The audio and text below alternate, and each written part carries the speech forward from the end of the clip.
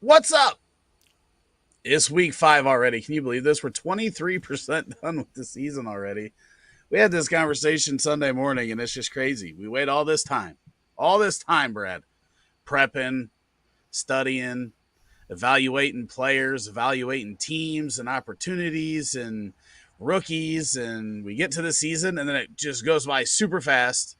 And then we're back to the mundane study sessions from January to September again. It's called hurry up and wait. I mean, I feel like that's all we do is we hurry up, we wait, and then it's over. But, it's been fun. I mean, the exciting thing is that everything we thought we knew, there's parts of it where we've been true. There's parts of it where we were completely off. I mean, everything in between. It's an exciting time. 5 weeks into it, I feel like we have a pretty good grasp on things. And hopefully tonight we can give some people some good information and some good advice based on the questions they've got. We are super pumped about how great these shows have been going, and I'm just glad everybody's here, and we've started getting people showing up early already. Yeah, I mean, we had comments on this at 4:53 this afternoon, so they were just 4.5 hours early, but we will make sure to get those answered. But yeah, I mean, you talked about we're kind of figuring stuff out, but I think unlike a lot of years, we're also going to get kind of sideswiped here over the next couple of weeks with guys coming off the pup. I mean, we've been missing Austin Eckler since week 1. Jonathan Taylor hasn't played. He's supposed to practice tomorrow.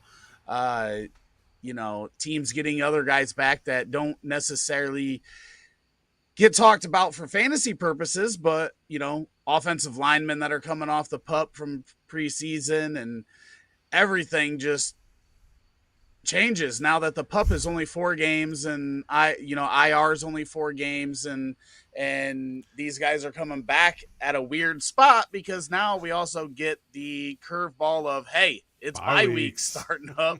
So it's as soon as you think you got it figured out, it's like, hey, let's throw in a couple other wrinkles and make you figure this out on the go. I know, really jacking with you, but it's a perfect time to try to target guys. I mean, Cleveland's on bye this week, and I literally just traded Michael Gallup, Michael Wilson, and a second for Amari Cooper because the guy was looking to maximize Amari Cooper's value, which I don't think he really maximized it, basically giving up a second and 2 young players for. But I'm like, this is the time where I start targeting guys that may be on a bye week or something, because people all of a sudden are in need with all the injuries. They're in need of fills. They need help. I'm like, I am here to help. I mean, I've got Devin Achane, Achane. Achane, that's what it is. I keep saying it wrong. Devin Achane stashing a bunch of taxi squads, and dudes are offering up the farm to get them. I'm here for this. I'm ready. Now is the perfect time to start trading, and I love this time of year. Yeah, I feel a little bad about our trade that we made where I traded you and Jigba in a first for Gibbs and a third. And that league's a little bit different because it's IDP and it's just a keeper. Like, it's a hybrid keeper dynasty. So 3rd-round picks are worth more than in a typical rookie draft because you've also got veterans thrown in there in IDP. But then I had Achane on the bench. He had scored no points in the first 2 weeks. And then I get Gibbs from you, and Achane goes nuts sitting on my bench. So now I went from not feeling great about my running backs in that league because through the first 2 weeks, I had a good 2 starters, but I was like, man, if anything happens to one of these guys, I'm in trouble because Achane hadn't done anything yet, and everybody else behind them was Dookie sauce.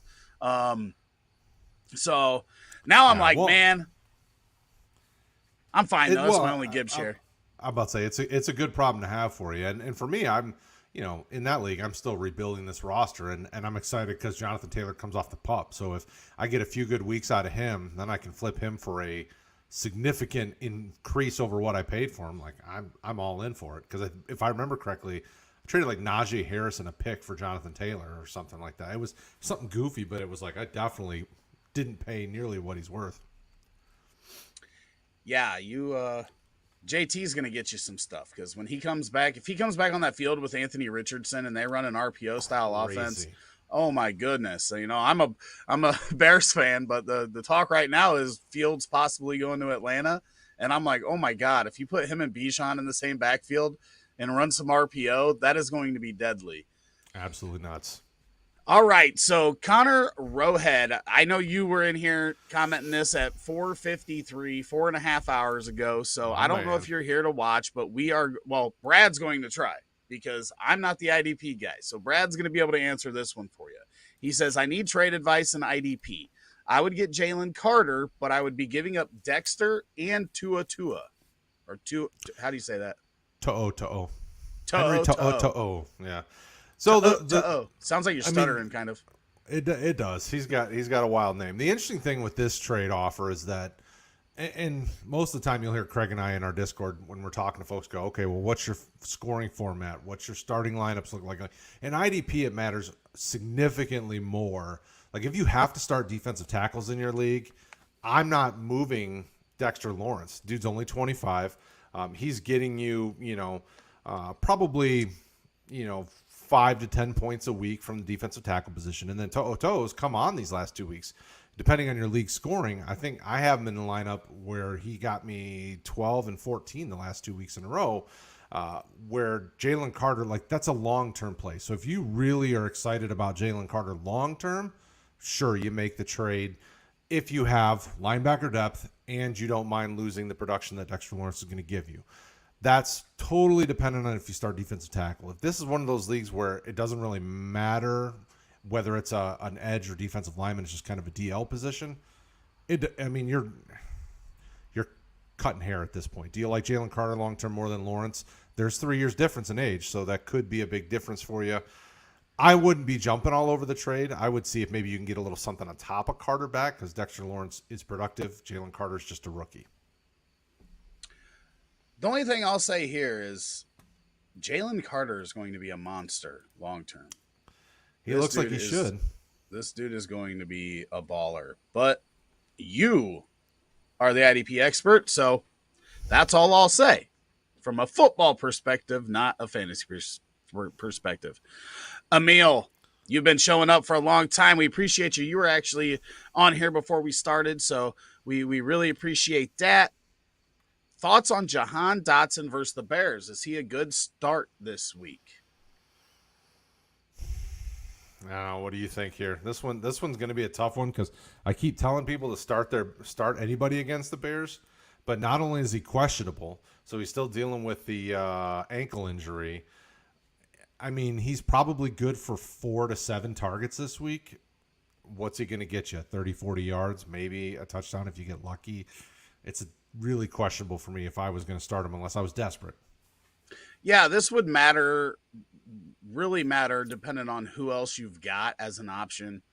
The Bears secondary is depleted. I don't know what that's going to look like on the quick turnaround, but I will say that last Sunday we were missing 4 of our top 6 in the secondary, whether you're talking corners or safeties. So I don't know if Eddie Jackson's going to be back at safety. I know that we're still going to be missing our nickel corner and possibly our backup nickel corner. So on our third there, we did just sign a veteran that was with the Patriots. I can't remember what his name is. But our secondary is depleted right now. But Jahan Dotson hasn't been what everybody wanted him to be so far through 4 weeks. Scary Terry's still the number 1, but it could be anybody beating the Bears, whether it's the wide receiver 1, 2, or 3, especially if Jalen Johnson misses again. So it's a little thin for me, depending on what the other options are. I wouldn't start him just because he's on Thursday night and you want to see some points go on the board early against your opponent. But it's also, I wouldn't necessarily say it's a bad start. I just don't know if it's a good start because he hasn't really been good so far this year. Well, and if I'm banking on anyone to produce on a short turnaround against what Chicago's going to trot out there, it's Brian Robinson.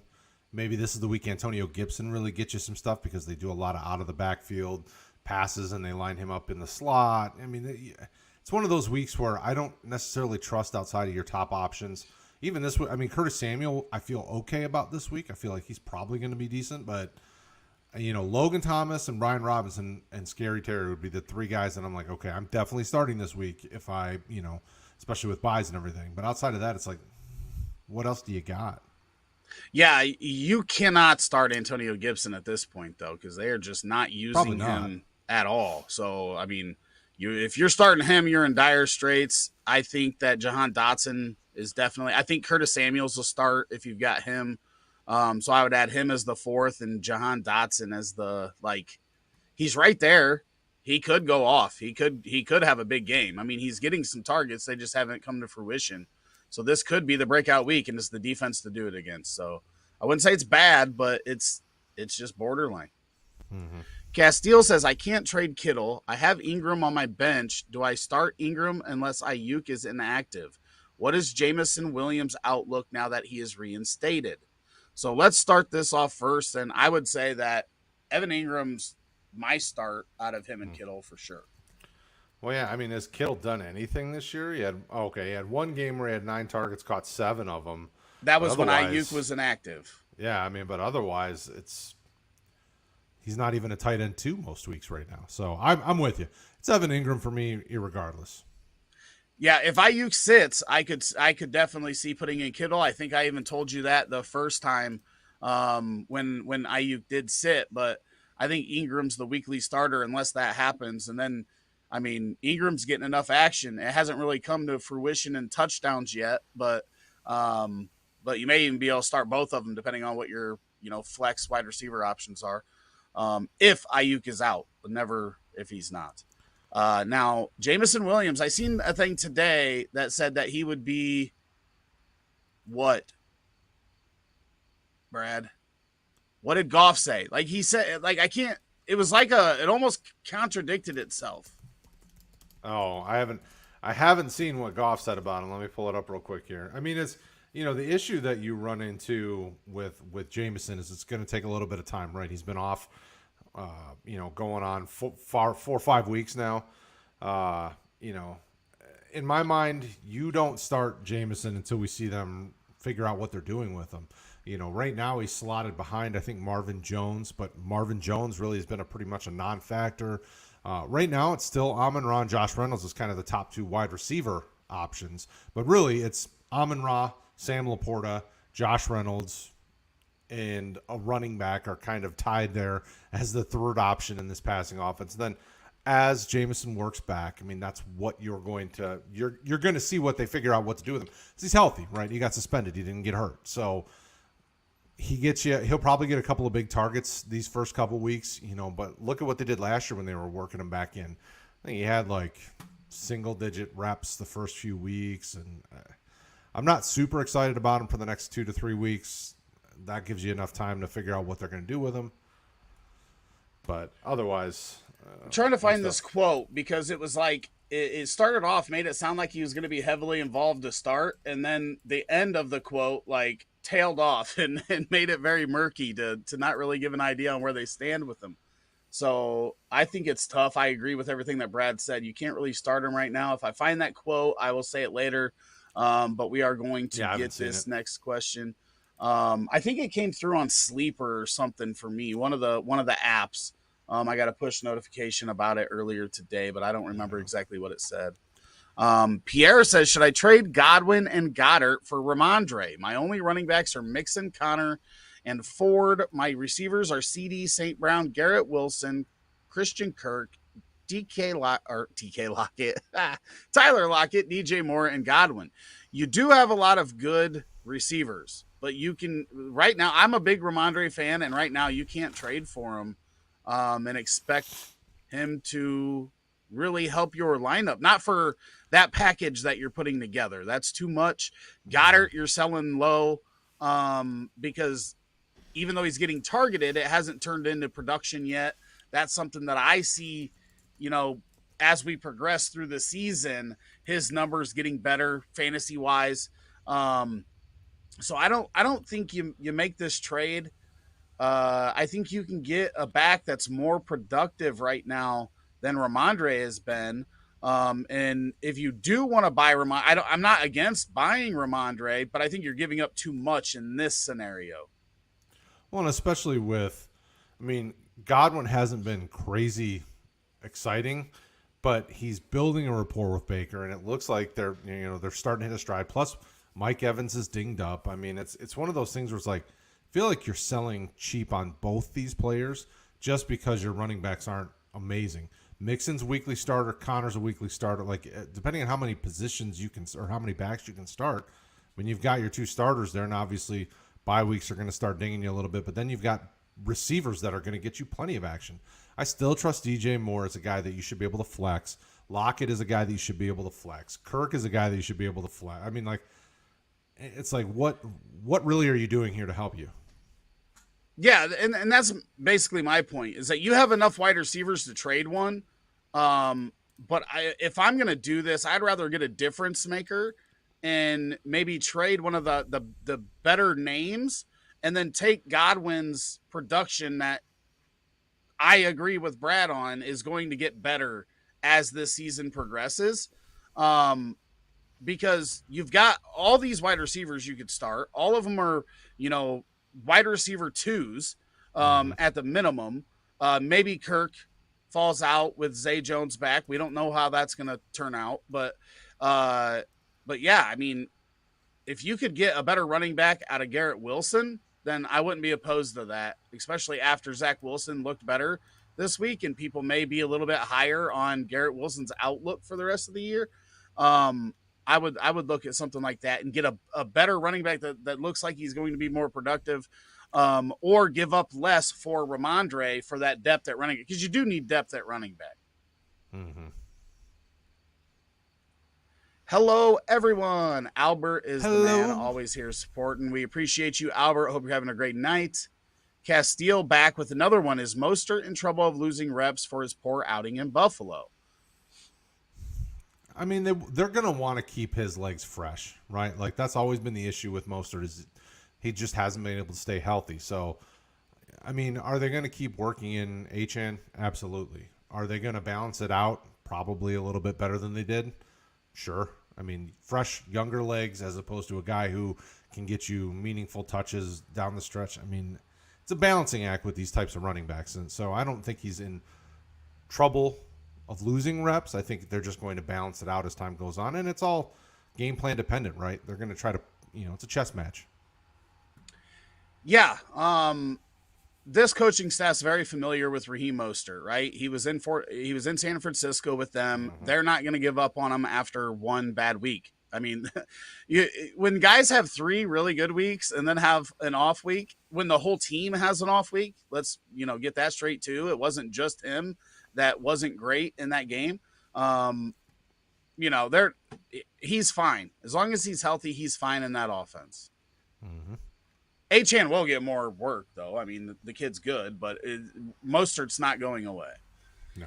Hey, guys, love your work. I'm in a 14-team Superflex league, and I got an offer I'd love to hear your thoughts on. I have 2 QBs rostered, Burrow and Deshaun Watson. My wide receivers are Chase, Amon-Ra, Waddle, Ayuk, and Puka. Well, that's pretty damn good. Dang. I got an offer of Sam Howell and Cortland Sutton for any of my wide receivers. Would you move any of these wide receivers for this package? Appreciate the advice. Yeah, I'm sending Puka right now. Yeah, if he wants to do it, I mean, I would be perfectly fine with Puka for those 2. Especially in a super flex. I mean, Howell's worth, a guy like Puka by himself. Yeah. The other 4 are the ones that I would prioritize keeping. Obviously, Chase, Amon-Ra, and Waddle are just studs. They're top, all of them are top 12 dynasty wide receivers, but I think Ayuk is very underrated at this point. We keep seeing him put up 16 to 22 points. And while Puka has been really good to start his career, I still think he may be one of the biggest sell candidates that I've ever seen in dynasty fantasy football. And it's not that he won't be good down the stretch, but what he's done is just not sustainable. Like, it's going to happen so few times that even if he does stay like this for the next 4 years, it's just one of those, okay, it got me. But the probability is that he's not going to do this. And Cooper Kupp is there's a little bit of chatter that he could be back soon. So who knows? His trade value is definitely going to be less once Cooper Kupp comes off that IR, though. Kupp is set to begin practicing next week, potentially. Yeah. So now's your sell window on Puka. And if you really like Puka, what I like to do, and this I've done this multiple times over the course of my Dynasty fun, is when I see the sell window like this about to close, I trade that guy. And then when his production dips off, 6 weeks later, or maybe in the off season, I go back and I'm like, hey, can we work a deal? And maybe they're not the focus, but then I get them worked in there so they don't figure out what I'm doing here. But as soon as Kupp is back to practice, Puka's value is going to drop because we know everybody gets a little bit crazy when stuff happens. But Cortland Sutton's looking a lot better so far this year than he did last year, so that's good too. Mm-hmm. So you're getting that production, plus you're getting a third quarterback for that super flex. So I like that deal. I mean, in a quarterback, you could probably be starting over Deshaun. I mean, Sam Howell can give you weeks that are really good. Deshaun's got to get his stuff figured out, or else he's not a weekly starter anymore. Mm. Would you stream Joshua Dobbs, Justin Fields, Dak Prescott, or Matthew Stafford this week?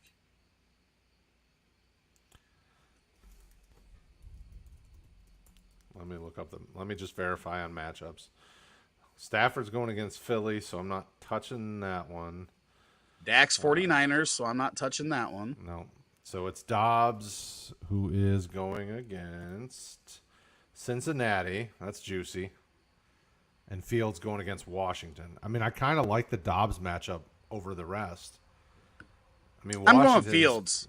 Washington has given up 30-plus points in the last 3 games. Yes. Against Philadelphia? Which are not playing at their best. No. Not their best is better than most. Yeah, that is true, but I'm just saying they're not playing at their best. Yeah, I mean, I don't really I won't argue either, right? Like Dobbs and Fields were both better options than Stafford and Prescott. So yeah, I would be fine either way. I think Fields is a safer floor. Dobbs is kind of the more of the boom candidate because what's he got? He's had you over 20-plus points over the last 3 weeks straight, right? Yeah, let me look it up. I'm not sure. I don't have any Joshua Dobbs. I just think after the Bears changed their offense last week, yes, I get it. Everybody wants to say it was Denver. Denver's still a professional freaking team. And it was a get right Justin game. Just looked different, though. Like, he just looked different. If you watched the play, he looked like he did during that stretch where he gave us QB1 overall value last year. Except for this time, it was throwing touchdown passes. So if you figure that in with a team like Washington, who is going to rush the passer, but if they're getting him out on the edge, he ran on them a little bit last year. That was kind of the springboard game that changed the offense for Chicago last year. When Justin was moving the ball on them, they just couldn't punch it into the end zone. I'm definitely going Fields. He could rush. This could be one of the games where he rushes for a ton of yards. Could be. Do you think I should trade away DJ Moore? I don't think you're going to get the right return for him right now unless somebody's really a big fan of him. I mean, he's such a good receiver. I think you're going to get better value if you wait, if you're looking to really trade him away. I think you give it another 3-4 weeks, right as you get close to the trade deadline, somebody who needs receiver help, maybe. But even then, I still like DJ Moore long term. He's such a good receiver. I mean, I agree with that. Everybody's tradable, right? It depends on if the price is right. But DJ Moore, the last 3 weeks, had a 100-yard game in week 2. He did get into the end zone in week 3. And then last week he did both. So that connection is starting to grow as well. That's very helpful to both him and Fields. But again, if the offer is right, then yeah, you can trade anybody. It's just, what are you getting? And what does that new player do to your lineup compared to DJ Moore? I don't see a shootout Sunday night. 49ers D is great. Do I stream a Waivers Castile? Start your studs, matchups. No, don't worry about it. The matchups. See, this is the other thing. I mean, the fringe players matchups matter against, right? Other than that, you just play your studs. Brad puts this in 80,000 YouTube shorts throughout the year. Start your freaking studs. Castile, don't ever come to me asking if you should sit CD Lamb again until he's like 32 or something. He's still going to get his targets. I mean, Yeah. it just is what it is. And even if he gets you 6 or 7 targets, they're still going to be good, meaningful targets because he'll catch them. I mean, Dak is not the best thrower, but CD Lamb can make even Dak look good. I mean, like, he just can catch everything that comes his way. And he has. I think he's only dropped, 4 or 5 this year, or missed 4 or 5 targets this year. I mean, it's ridiculous. And just to be clear, for everybody that doesn't know, I've known Castile since he was like 6, so I won't talk to you that way if you ask me that question if I don't know you. Or maybe he will. You just never know. Live in fear. We have a long history of talking shit to each other. Hey guys, I was offered Travis Etienne and Jacoby Myers for Puka and D Swift. I'm 3-1. I got Mahomes, Bijan, Saquon, Olave, Amari Cooper, Lockett, Christian Kirk, and DJ Moore. So here's the question. Do you want Travis Etienne and Jacoby Myers, or do you want D Swift and Puka? I mean, I want Travis Etienne. I mean, with those receivers that he has, I want Travis Etienne because Etienne gives me a better, safer RB2. Like, if DeAndre Swift was going to stay healthy and be a long-term play here, but I don't know that he is. I mean, Etienne I like better long-term. Jacoby Myers is fine depth. What do you think? Yeah, I mean, I think Jacoby Myers, see, this is the tough part. People don't like Jimmy G, but for a wide receiver like Jacoby Myers, it's great. Jimmy G is great for that type of receiver, right? So if I knew Jimmy G was going to play at least, 10 of the last 13 games, then I would easily say Jacoby Myers probably puts up or outperforms Puka. If it's Aiden Farva, then I don't know because he's different and we haven't seen enough to know. But I do lean the ETN Myers side here, and hopefully Jimmy G plays the majority of the remaining games, which is as big of a question mark as if DeAndre Swift does. And ETN's not void of that either, to be completely honest. True story. Kevin says, what it do, baby? Need a Dizzle. D this week. Miami at home versus the New York Giants, or Lions at home versus Carolina. The next week after that, Miami plays Carolina and Lions play Tampa Bay. I'm going Detroit. Yeah, I'm going Detroit as well. I will always pick on the rookie quarterback, especially the rookie quarterback that went number 1 that looks like the third best rookie quarterback. Well, plus Detroit's hit its stride. They've done good, getting better at rushing the passer. These last 2 weeks, I think they've scored double-digit fantasy points, depending on obviously how your league scores defenses, against Atlanta and Green Bay. Younger starting quarterbacks. What has Carolina got? A younger starting quarterback. Like, they can trick guys and make some things happen. And they're fairly healthy, which is good too. And for the next week, you might still be able to get, Miami to pick on Bryce Young again. And if not, how much do you really believe in this Baker Mayfield that we've seen through 4 weeks? Really, 3 out of 4 weeks. He had week 3 that you would have made some points off of. Mm-hmm. Watson, McLaurin, or Dell? Where are you going with this trio of wide receivers? I mean, you start your studs. That means it's McLaurin. McLaurin's a stud. I mean, you start your studs. Very true. You start your studs against Chicago. More true. Even true. Even more true. Even more true. Especially if Jalen Johnson's out, then Terry McLaurin's going to eat, man. I love how some of these are so long they cover up my face. I'm Mr. Wilson. Howdy ho, K Dizzle. What do you say? What it do, baby? 1 and 3, full PPR, 2 flex spots, 12-man Okay, we got Hertz, Kamara, Brees, Amon, CD, Raw. Laporta, Olave, Hollywood. Bench is Already London, 1-3. Edison, Spears, Hunt, Charbonnet, Njoku. Should I look to trade or let it ride? Feel team is good enough. I mean, with that starting lineup, I'm surprised you're 1-3. Quite honestly, Well, obviously, Kamara was out the first 3 weeks. Brees is ramping up as the season goes on. Um, Hunt we didn't see obviously. I mean, I would be okay moving like if you want to move like either Hollywood or London, and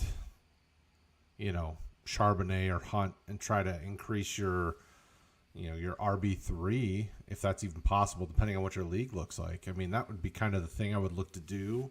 But otherwise, I mean, your starting lineup's spectacular. I mean, as the year goes on, you should win games. hey guys, let me know if that color's jarring for you. When these ones are long, I might go this little thing. Um,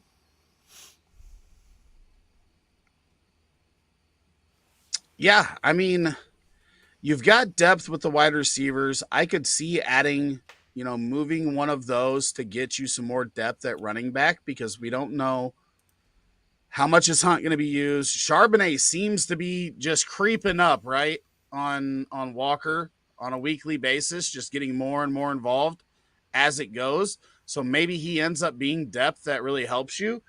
Maybe Hunt becomes startable as a flex option with bye weeks. So it's not that you have terrible running back depth. It's just there's nobody that you can count on right now.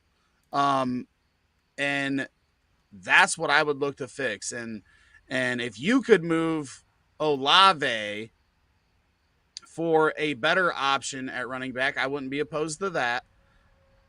I get the idea, and I think I confuse Brad a lot with this because I end up like naming better players to trade. But when you trade better players, you get better players in return, right?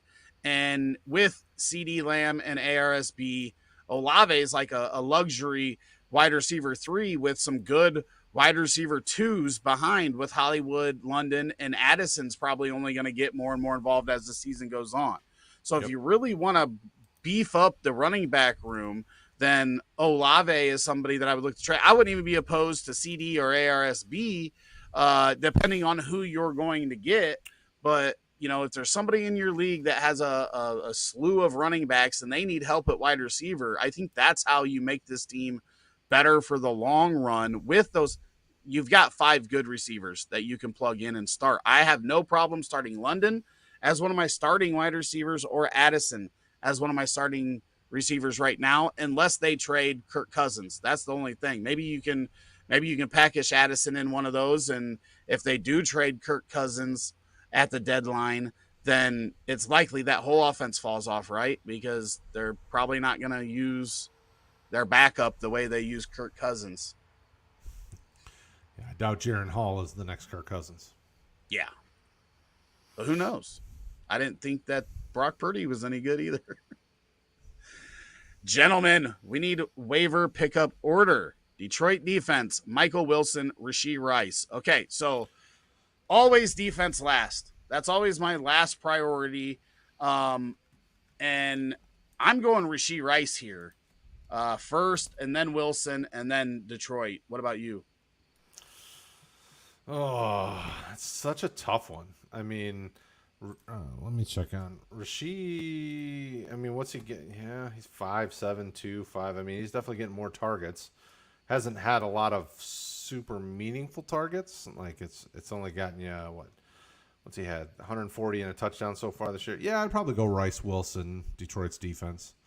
I'm It wouldn't surprise me though if Wilson outpointed him by the end of the year. I mean, if we see more like the 4 to 7 targets a game as opposed to the 2 to 3, but it's hard to trust Arizona's offense, right? Like you're going with the better offense with picking up Rice.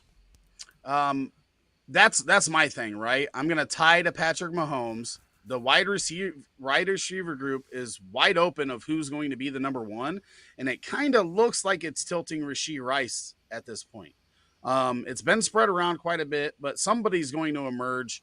I'm willing to bet on it being him. I'm not willing to bet on an Arizona offense outside of James Conner right Yep. now and Hollywood. Those are the guys that are going to get the most action. So that's where I stand on it. But defense is always going to be last. You can always get a defense, and it's so crazy. So real quick, we talked about Jameson earlier. Sean O, legend.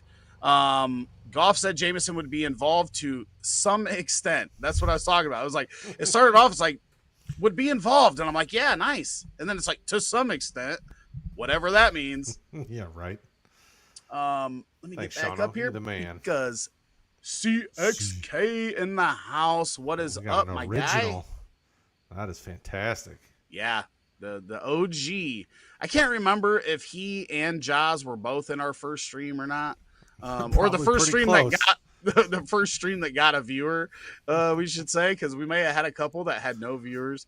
What do we do with Kyle Pitts at this point? Still worth holding on or drop at this time? Oof. I mean, in redraft, go ahead. In redraft, I'm assuming this is redraft because you're never dropping him in Dynasty, right? Like, you're just not. But here's my thing. Does anybody in your league still believe that Kyle Pitts is going to get used the way? Listen, I don't even know. Is Kyle Pitts just not as good as we thought he was, or what? Because Jonnu Smith seems to be doing fine. The resurrection of Jonnu Smith is happening on the same team that Kyle Pitts is rotting on. It doesn't make a whole lot of sense. Unless Kyle Pitts just isn't as good, or maybe he doesn't put in the work. Whatever it is, I don't know. But is Kyle Pitts going back to Chicago in the Justin Fields trade? Oh, I doubt it. They just paid Kmet, so I doubt they would be targeting tight end. They would probably be targeting picks. But I mean, if somebody else still believes that he may break out, then I would try to move him, see if you could get something. If not, I'm not opposed to dropping him. Now, it could come back to bite you in the ass. Because if Jonnu goes down, maybe they use Kyle Pitts like they use Jonnu, and everything goes back to being great. But right now, Kyle Pitts, you can't even think about starting him. You can get Tyler Conklin off the waivers and start him instead, or Logan Thomas for sure. I mean, the crazy thing is Pitts is still playing like 70% of the snaps. It's like, so he's on the field, sort of they just ignoring him. I mean, was he a decoy so that Drake London and Jonnu can get reps? I mean, because when you look at the snap share, I mean, Jonnu Smith is only seeing, they're seeing really similar snap counts. Jonnu's still less, like he's still more like 50 to 60%, but I'm kind of baffled at what they're doing. Me personally, I would try to trade Pitts. I wouldn't be in a hurry to drop him unless there's someone really juicy under waivers that you can start, that you need some help, whether you're hurting a running back, receiver, or whatever.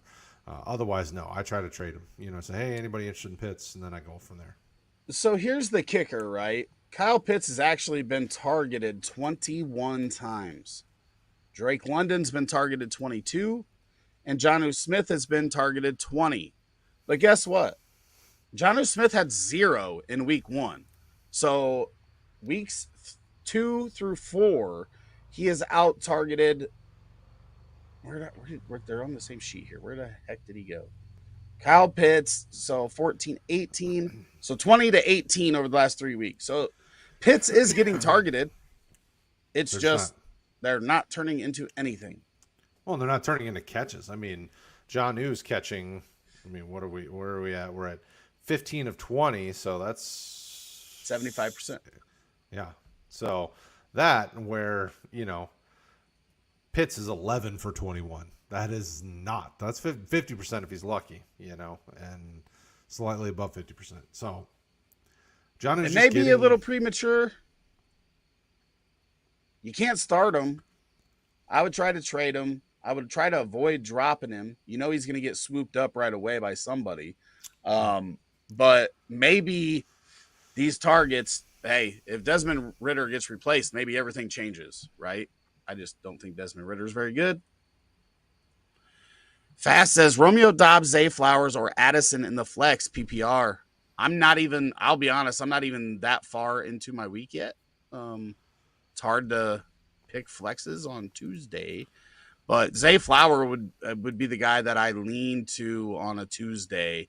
but that could change as we get closer. I'm about to say Dobbs has been in my starting lineup since week 1. Last 2 weeks, he's had 12 and 13 targets. He's growing as kind of the safety net for Jordan Love going against Vegas. So, if you're asking me today, it's Dobbs for me. Does that change in 2 days? Probably not, but maybe.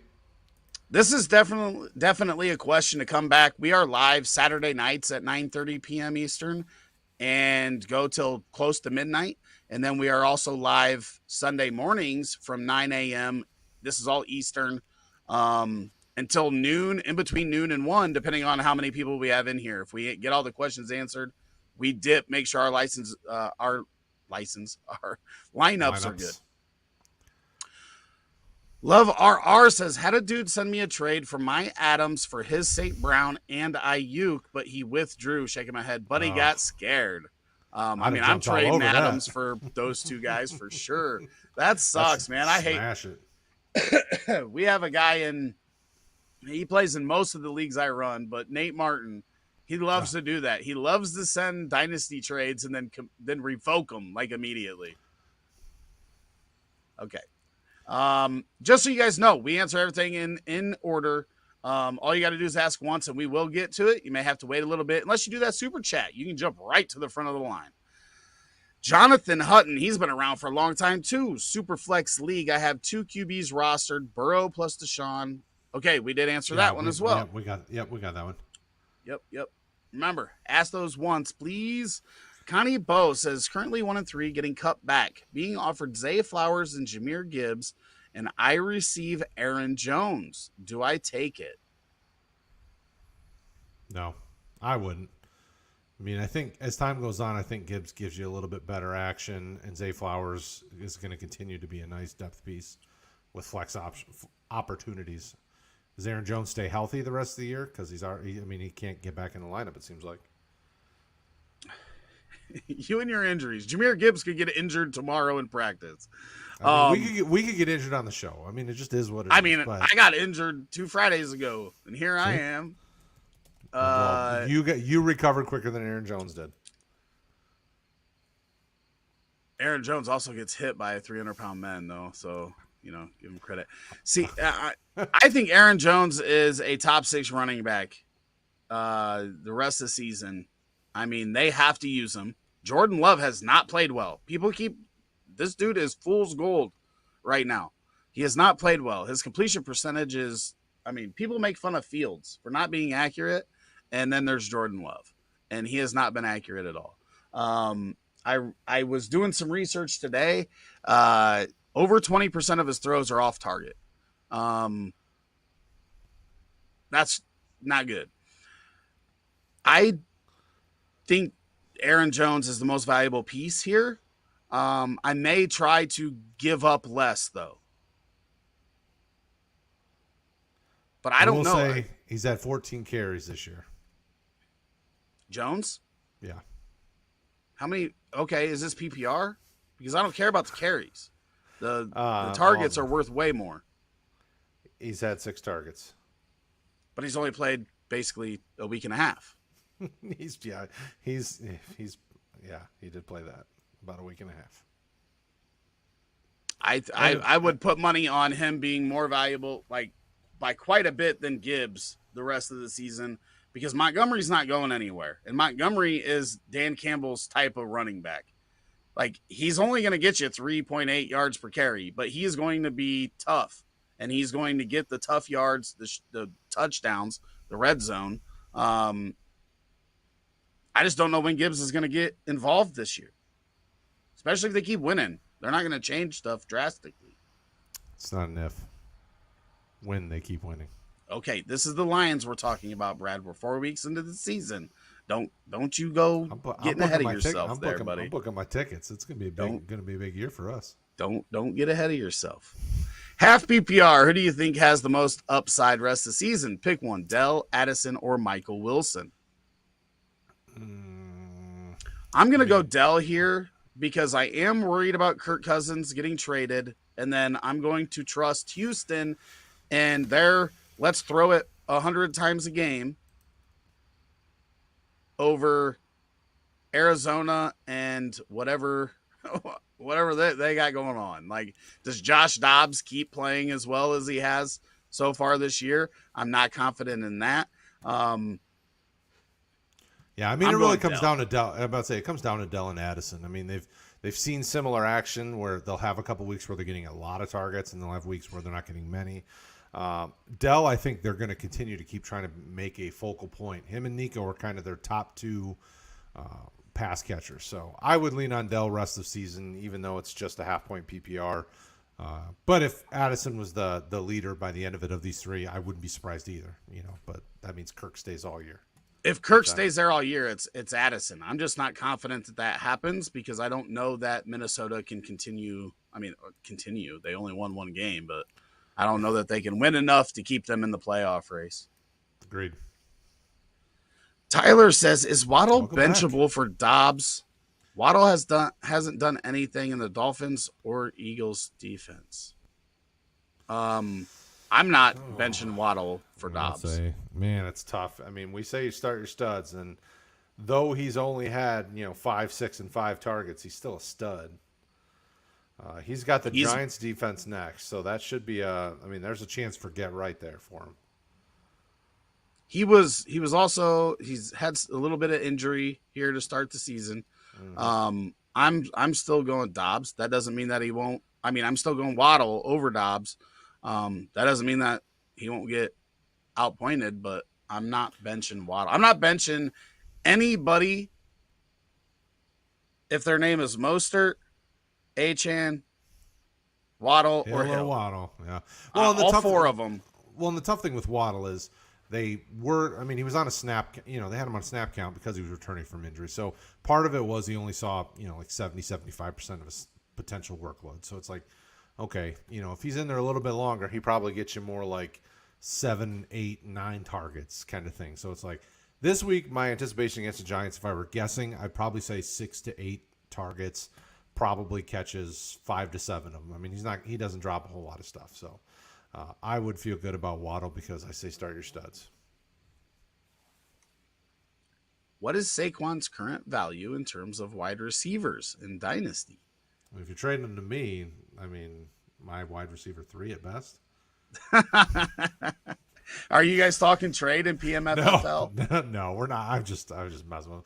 Yeah, I mean, the tough thing with Saquon is how much longer is he going to be at this level of running back? I mean, is he even this level of running back this year? I mean, what's his deal? And I'm asking for somebody's wide receiver 2 with wide receiver 1 upside, somewhere in the 10 to 15 range, wide receiver 10 to 15 range, hoping that maybe somebody offers me wide receiver 15 to 25 range with a pick. What do you think? Yeah, I would say he's probably in that. He's probably like a top 30 Dynasty player. Right? Yeah, I mean, maybe, right? I mean, you might be able to get somebody like Michael Pittman, who I like. Might be something like that Terry McLaurin range, DJ Moore, plus a little bit. The tough part is here we are, Saquon, another injury, high ankle sprain. How's that play out as the year progresses? It's kind of like the Cooper Kupp thing, right? Like, is that hamstring with all the rumors going to be good? So I don't know where people are going to bite when it comes to Saquon. And they've watched this Giants offense be absolutely putrid. So that's probably going to play in it. I think your best bet is to let Saquon get back, let him play a few games, score some fantasy points, and then try to move him. Or try to trade him to the guy who owns Puka, because Puka could be had, I'm sure. Just putting that out there. Yeah. I don't recommend that trade. I didn't say I'd recommend it either. All right, Lion Kang says, do you think I should give up Josh Allen for Keenan Allen, Jonathan Taylor, and Jordan Love in a 10-team non-PPR one flex? But is this super flex? Because if it's not super flex, no.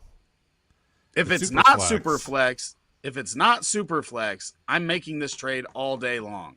If it's one QB league, I'm trading Josh Allen for those three all day long. No questions asked. For some reason, I read it backwards. Did you say it backwards? I was thinking of it backwards.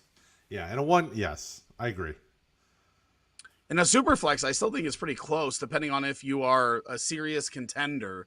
Then I could see doing it, because if you are not upgrading big time at wide receiver and running back in this, more than you're dropping from Allen to Love, then you've got a pretty good team and you don't need to make this trade. Connor is back. Hey, Connor's here. He's here. Welcome. Yep. So that's good. I got Bolton, Quay, Jamin, Kyler Murray. Wait, is that different? Kenneth Murray? Is that his name? Yeah, Kenneth Murray. Yep. McFadden. I also picked up Landman, who performed well with Anderson out. So that was back to your initial.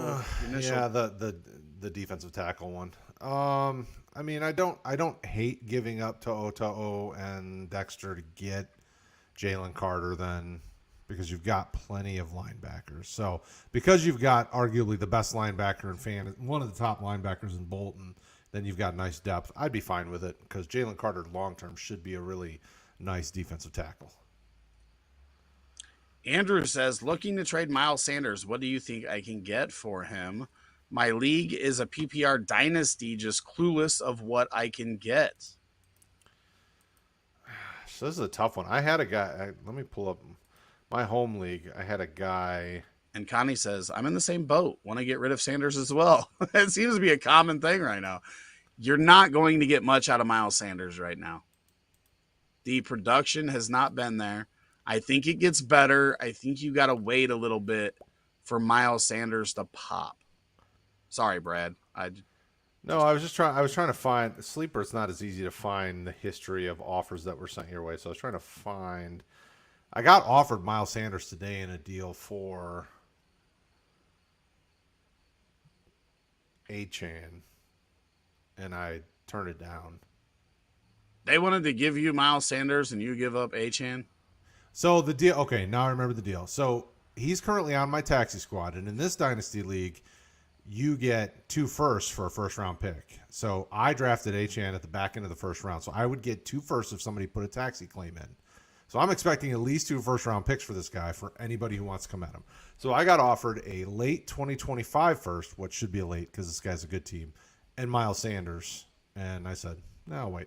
No, you want 2 picks in the 2024 draft, right? Not the 2025 draft. Exactly, right. I'm not waiting that far out. So, at this point, I mean, if you're selling him, you're selling him low because he's not stayed on the field long enough. They've not been productive enough. They've gone through, from Bryce to Dalton. I mean, so I would hold him. I would agree, hold him as well. Otherwise, your best bet's a young wide receiver that hasn't produced a lot. You're probably looking at a wide receiver 3 at this point for Miles Sanders if you're lucky. I think he's a hold for a couple weeks. Hopefully that run game gets going for Carolina. I want them to use Miles Sanders more. I have him in a league where I'm really hurting at running back, and especially with Austin Eckler out. So I could use some points from Mr. Miles Sanders as well. So hopefully they get that figured out. But yeah, right now I just don't think you're going to get much for him. You're not going to get anything that moves the needle. So I would rather have the running back depth anyway. Mm-hmm. Maybe you'll get a Jalen Warren or something. What to do with Javonte Williams? I've been hoping he gets going, but after this weekend, I'm a bit worried. I might be able to move him, McLaughlin, and Kyler Murray, Irv Smith for ETN, Garrett Wilson, and Evan Ingram. It's a super flex, and my QBs are Watson, Levis, Bennett, and Badgett. It's just in a super flex. I want at least 3 starting quarterbacks. Also, my tight ends are Njoku, Mayer, and Parham. Okay, so Javonte hurt his hip. That's why McLaughlin went off. It wasn't McLaughlin got ahead of him. Javonte had a hip injury and then didn't come back to the game. So he's their guy, but he's another guy that we need to see get healthy and stay on the field. So him, But the McLaughlin, best and pieces of that, Murray, but the best pieces of this deal are Etienne and Garrett Wilson, and then you get Evan Ingram too. and So. Kyler Murray. It's a super flex. Well, yeah. I mean, if you believe in Kyler Murray, I'm not sold. I mean, Kyler Murray's been good when he played. It's just he's not playing right now. He's hurt.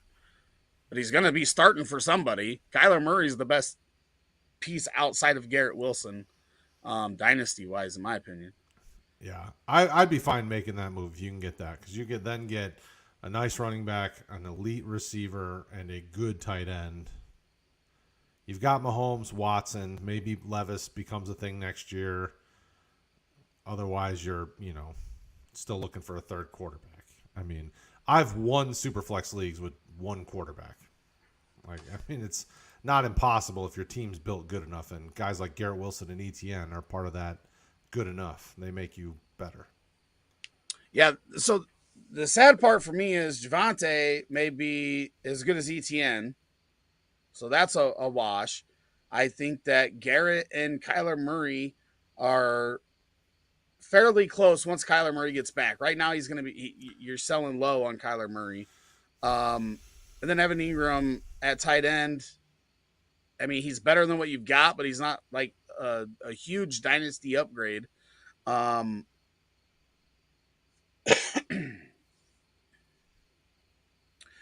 I believe in Watson less than I believe in Kyler Murray. So I feel like you are putting yourself in a spot because Levis, I don't think he's going to be the guy. Stetson is, like the Will Levis uncle, And Badgett is an undrafted quarterback. So if Watson doesn't figure it out, you are hurting at quarterback if you trade Kyler Murray long term. Now, if you think this trade gets you the championship this year, then do it. Winning's better than everything else, right? We don't want to lose, but just win, baby. But I like your side better long term. I think if Javonte's not playing, McLaughlin has shown so far he's dynamic. He can catch the ball out of the backfield. I think Etienne loses work to Bigsby as they progress through the season. And hell, is Garrett Wilson going to have Zach Wilson forever? Let's hope not. I don't know, man. I feel like it's risky, but if you think that this can win you the ship, then I understand making the deal. Thoughts, chat? Is Waddle now bench? Okay, we already did that. He was asking the chat. I personally would still start Waddle. I feel he wasn't fully implemented after coming out of concussion protocol. Yep. Both I feel are solid, though. To start both, I would. Yep. Offer Debo and Pollard for Tyreek. 12-man PPR. Keeper, do I take it? You got offered Debo and Pollard for Tyreek. I don't do it. Nope. Tyreek is such a cheat code at wide receiver. Yep. Anton says, would y'all trade Dallas Goedert to get Laporta? I would, but you're probably not going to get that deal done. Yeah. If you can get it, I certainly would, though. Mitchell says, thought on picking up Keaton Mitchell or Michael Wilson? Michael Wilson. For sure. Keaton Mitchell still has to jump Melvin Gordon, Kenyon Drake, Gus Edwards, injuries, however it happens, yeah. Justice Hill. That's just muddied. Michael Wilson is the number 2. I'm saying, I think Keaton Mitchell's still hurt. I don't even think he's able to play yet. I think he was he supposed to come off the pup or something this week? I don't know. He's nearing return was a day ago. So I'm going Michael Wilson there for sure. 1 and 3. Is this the one we did earlier? 1 and 3? No. Geno, No. Chase, Devonta Smith, DJ Moore, Dotson, Elijah Moore, and Rashee Rice. Running back, Hall, Najee, Kai Will, Roshan Achan. Ferguson Thomas. Should I use waiver number 4 on Michael Wilson or wait, Jonathan Taylor? Jonathan Taylor. Use it. It's not going to get to you. So pick up Michael Wilson with the number 4, but number 1 is going Jonathan Taylor. Yeah. Jonathan Taylor needs. And if they don't, number 2 is. And if they don't, number 3 is. And then you better Jay Taylor be at 4. Yeah. Jay Taylor is the ad. He shouldn't even be on the waiver wire right now. He should have been rostered. I've sat on him. Like I'm not. Yeah. Yeah. No way he should be. He's definitely the one. Now, hopefully I'm not forgetting another Jay Taylor out there, but I'm assuming this is Jonathan, and it's Jonathan by, light years, not even miles, light years. Waddle wasn't implemented the first 3 weeks before the concussion. He had the concussion in week 3, right? No, he didn't play week 3. No, he was out week 3 when they put up 70. So he got hurt in week 2. Waddle will be implemented, I promise you. Yeah. Start Howell, Dobbs, or would I be crazy to start Zach Wilson in the Hackett revenge game? Okay. I've got an answer for this because I was just talking to one of my buddies before we came live about is there a world where we do a Zach Wilson, Garrett Wilson, and what's his name? The other receiver. Lazard. Is there any way that we do that in DFS, right? And my buddy goes, I thought about it, and then I thought has he ever had 2 good games in a row? And I said, bro, he didn't even have 1 good game in a row until last week. I'm going with Howell here against Chicago. Yep. I'm starting Stroud. I don't know what that was referring to, but that's not bad right now. He is a volume play for sure. Javonta, Chuba, Charbonnet, Tajay, Tank, Antonio Gibson. I have the number 1 waiver. Do I get McLaughlin? Yes, you get McLaughlin. Kenneth says, I accepted this trade offer. Olave for my Pacheco and Thielen in PPR. Thoughts? I have Kamara, Pollard, Huge. James Cook, and Kyron. Huge get for you. Good get. Very good. Very good. Thanks, fellas. Appreciate y'all help. Hey, we appreciate you coming by. Hey, I got a question for everybody.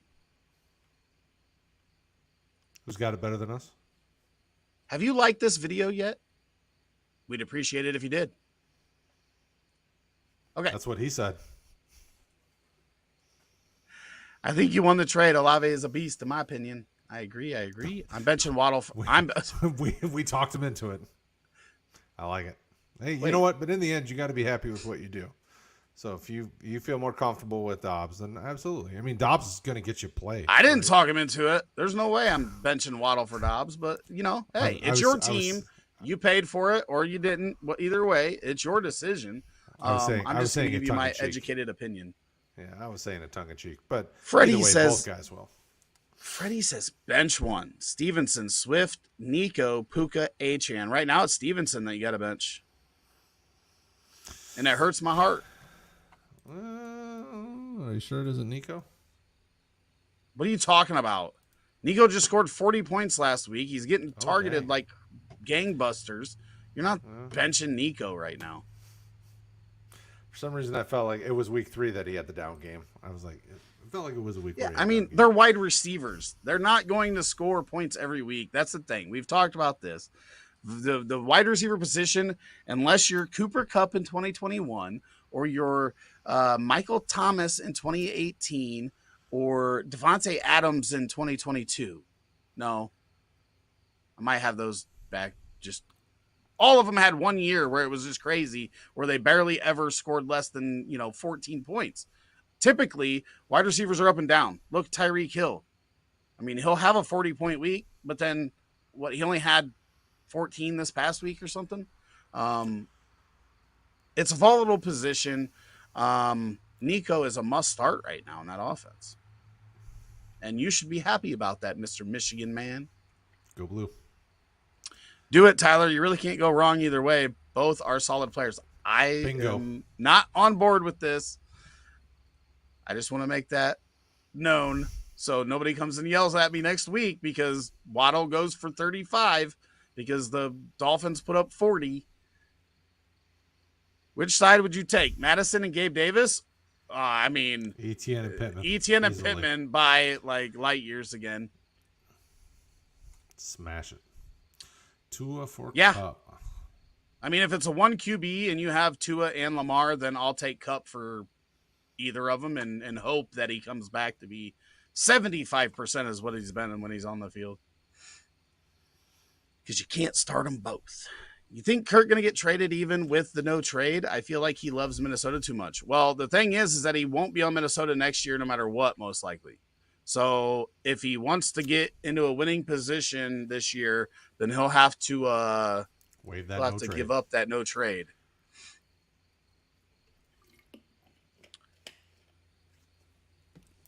Looks like this dude's got a little Danny Duncan going on in his profile picture. Any changes, trades, 10-man, full PPR QB, Josh Allen, Josh Jacobs, Pollard, JJ, AJ Brown, Flex ET. I mean, no, you're fine. Bench, Yep. Waddle, no. You're fine. Yeah, I'm about to say. Your bench is loaded. Yeah, I mean, this is a spot where you bench Waddle, not for Romeo Doubs. You have JJ and AJ Brown, ETN in the flex. Carter, don't mess it up. That's all you can do with this roster is mess it up. Forget it, baby. I'm 3-1, half PPR. I'm starting Swift and Pollard at running back, Adams and Waddle at wide receiver. Should I flex DJ Moore or Kamara? Kamara.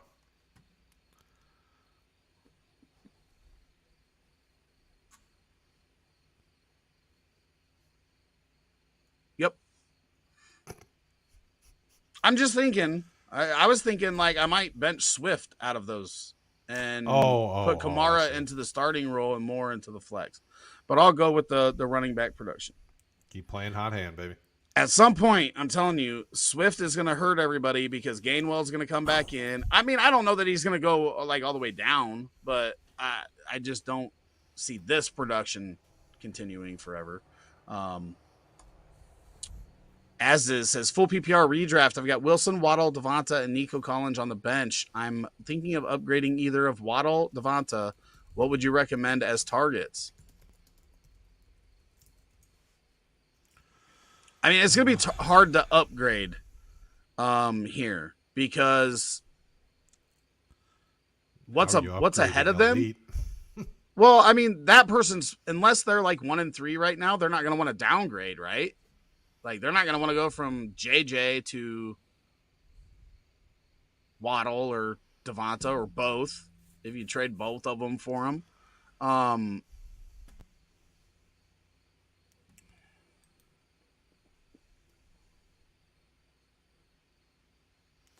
Yeah, I mean, the only place to go from there is to the top. I mean, so then you're trying to get, the best of the best, the Devontae Adams, obviously Tyreek's. And you could do that. That's an option. You could offer up Waddle or Devonta and something for Devontae Adams. He's probably the one ahead that's going to be the easiest to get, right? Because he plays for the Raiders. I could get on board with something like that. I mean, even if you traded Wilson and Devonta or something for Adams. If that's your only 4 wide receivers and you're starting, I mean, Nico right now, you got to start. With these 4, it's hard. Right.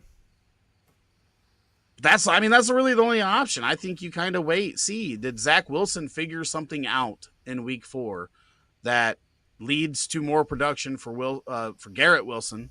That whole Wilson to Wilson thing.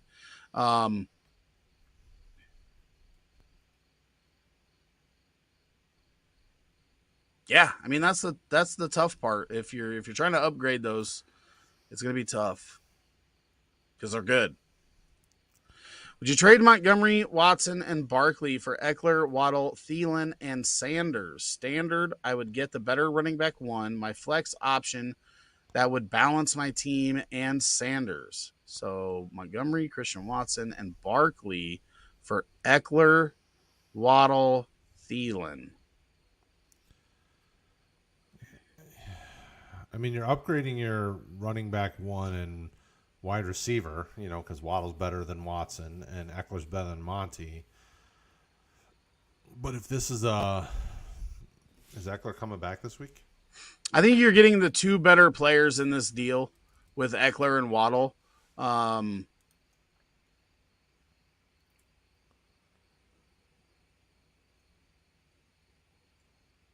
So I do agree. You're probably upgrading your running back one and your flex. Probably hurting your running back depth a little bit because I'd probably prefer Monty over Sanders for the rest of the year. But Christian Watson and Thielen may be very close in production the rest of the year unless Watson goes on a touchdown binge like he did last year. But I don't think that's coming with Jordan Love. So I prefer the Eckler, Waddle, Thielen, and Sanders side in redraft. I almost feel like you want to wait a week on this trade, with the Chargers hitting bye week this week. Like, let's put a pin in this bad boy for like 1 week because, I mean, if Eckler's your running back one at this point, then you're really hoping that Sanders performs. And I'll eat a week because the last thing I want is Montgomery's already got banged up this year. Christian Watson has already missed a bunch of time. Barkley, you don't even know if he's going to play this week anyway, with that high ankle sprain or what he's going to be able to do. I just think that side's a better side for you for the season. So I wouldn't mess around. I'll eat a week, especially if you're 3-1 or 4-0. If I lose 1 week because I made a trade that makes me better for the rest of the year, I would take that deal. Did you have something else to say? It doesn't sound like you agree with me at all. No, I mean, or it doesn't look. You didn't make any sounds. So when I'm trying to think about redraft situations, like we still don't know exactly if Eckler's going to be ready for Week 6 against Dallas, right? Like, so it's like, okay, so then you're losing potentially 2 weeks. Yes, Monty's been dinged up, but at least he's been playing. Barkley should be coming back. Then your RB1 and 2 are fine. And I mean, I really like Waddle, and I really do think he outperforms pretty much most of what you're going to be dealing with Watson. And Thielen is a nice flex. So I don't hate I don't hate either side. Like if you told me you stuck with what you had, I wouldn't blame you for it because it looks like Monty could be a Jamal Williams type production this year when it comes to 10, 20 touchdowns. But I like Eckler. Eckler and Waddle are the best pieces of this deal, so I don't hate it if you get it either way. That's my thing, is that the two guys that it seems like you're most likely to start are better than what you're giving up in that range. And we do have a super chat. And go ahead and click on that so I don't lose my spot here. We have. Hey, look at that. Dude, that's like $1 in American. Sully, I dropped the link in the Discord so you can join. Brad, and there's a private chat for you so you can answer my question. Would be in the mix for running back 2 with Pierce. Moss is no longer running back 2. Pierce, I think. I'll say when JT comes back, it's game over. Pierce, I think, could push back into running back 1 status here. He's getting touches. He's getting red zone looks. It just hasn't converted into touchdowns yet. So that whole thing with Houston, with their offense, the way it's going. Absolutely. All right, so next one. Connor comes back with, thank you for the advice on my earlier messages. Disappeared. Oh, you've got Jeffrey Simmons and Chris Jones? Yeah, might as well. I just went to the next question. No, you didn't. Yeah, I did. We were on Ray Gamer would be in the mix for RB2. I went to Connor. My order is way different. Oh, really? Mine Oh, has that's weird. Blake next. I don't see a Blake on here. Oh no, what's going on? All Okay, well right, then well, I'll go back. I'll go back to Ray. Connor, we do well, appreciate it. no, I don't see And Connors. So do that. Put it back up. oh, okay. Yeah, I mean, when you have arguably two of the top defensive tackles in fantasy, I mean, yeah, you do that deal because then that is for the future. You're absolutely right. It's because Ray Gamer had more stuff below that confused me. You were correct. Yeah, IDP stuff, whatever Brad said. Andrew Yu says trade Rashad White for Tua. Current running backs are Achane, Connor, Jacobs. Current QB is Goff. If this is one QB, I'll keep Rashad White. Mm-hmm. Yep, I'd hit Goff the waiver is wire fine. for a fill-in. Yep, Goff is fine. Yep, just stream. Agreed. Stream. Keep your wider or running back depth because you never know when you're gonna need it. Always. 12 team PPR, 1 QB, 1 tight end, 2 wide receivers, 2 running backs, 1 flex. And a partridge Get through in a that pear real tree. quick. Jackson, Ramondre, James Cook, Lamb, AJ Brown, Swift, Andrews. Benches, Christian Watson, Judy, Jalen Warren, Atwell, Michael Thomas, and Algier. What would you trade for Austin Eckler? I mean, You are not getting Austin Eckler without giving up one of Lamb or AJ Brown. I just don't think that they're going to do it. I don't think that they're going to find a combination of these guys that makes sense. and it probably has to be Swift and so Swift and Lamb or Swift and AJ Brown, which is probably Well, I mean, if you do that, you should get a wide receiver back as well, a Swift level wide receiver back in that trade, right? Like it's not going to be them two for Lamb.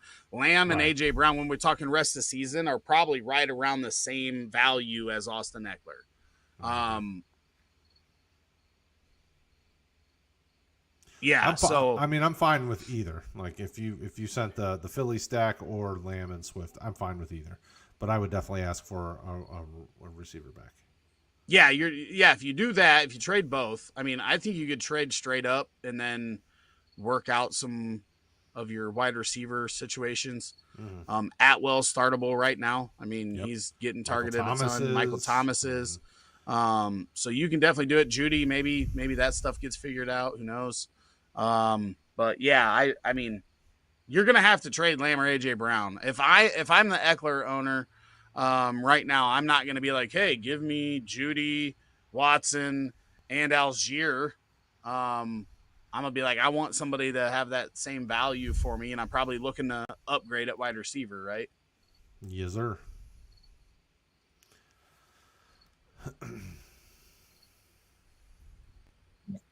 What is this?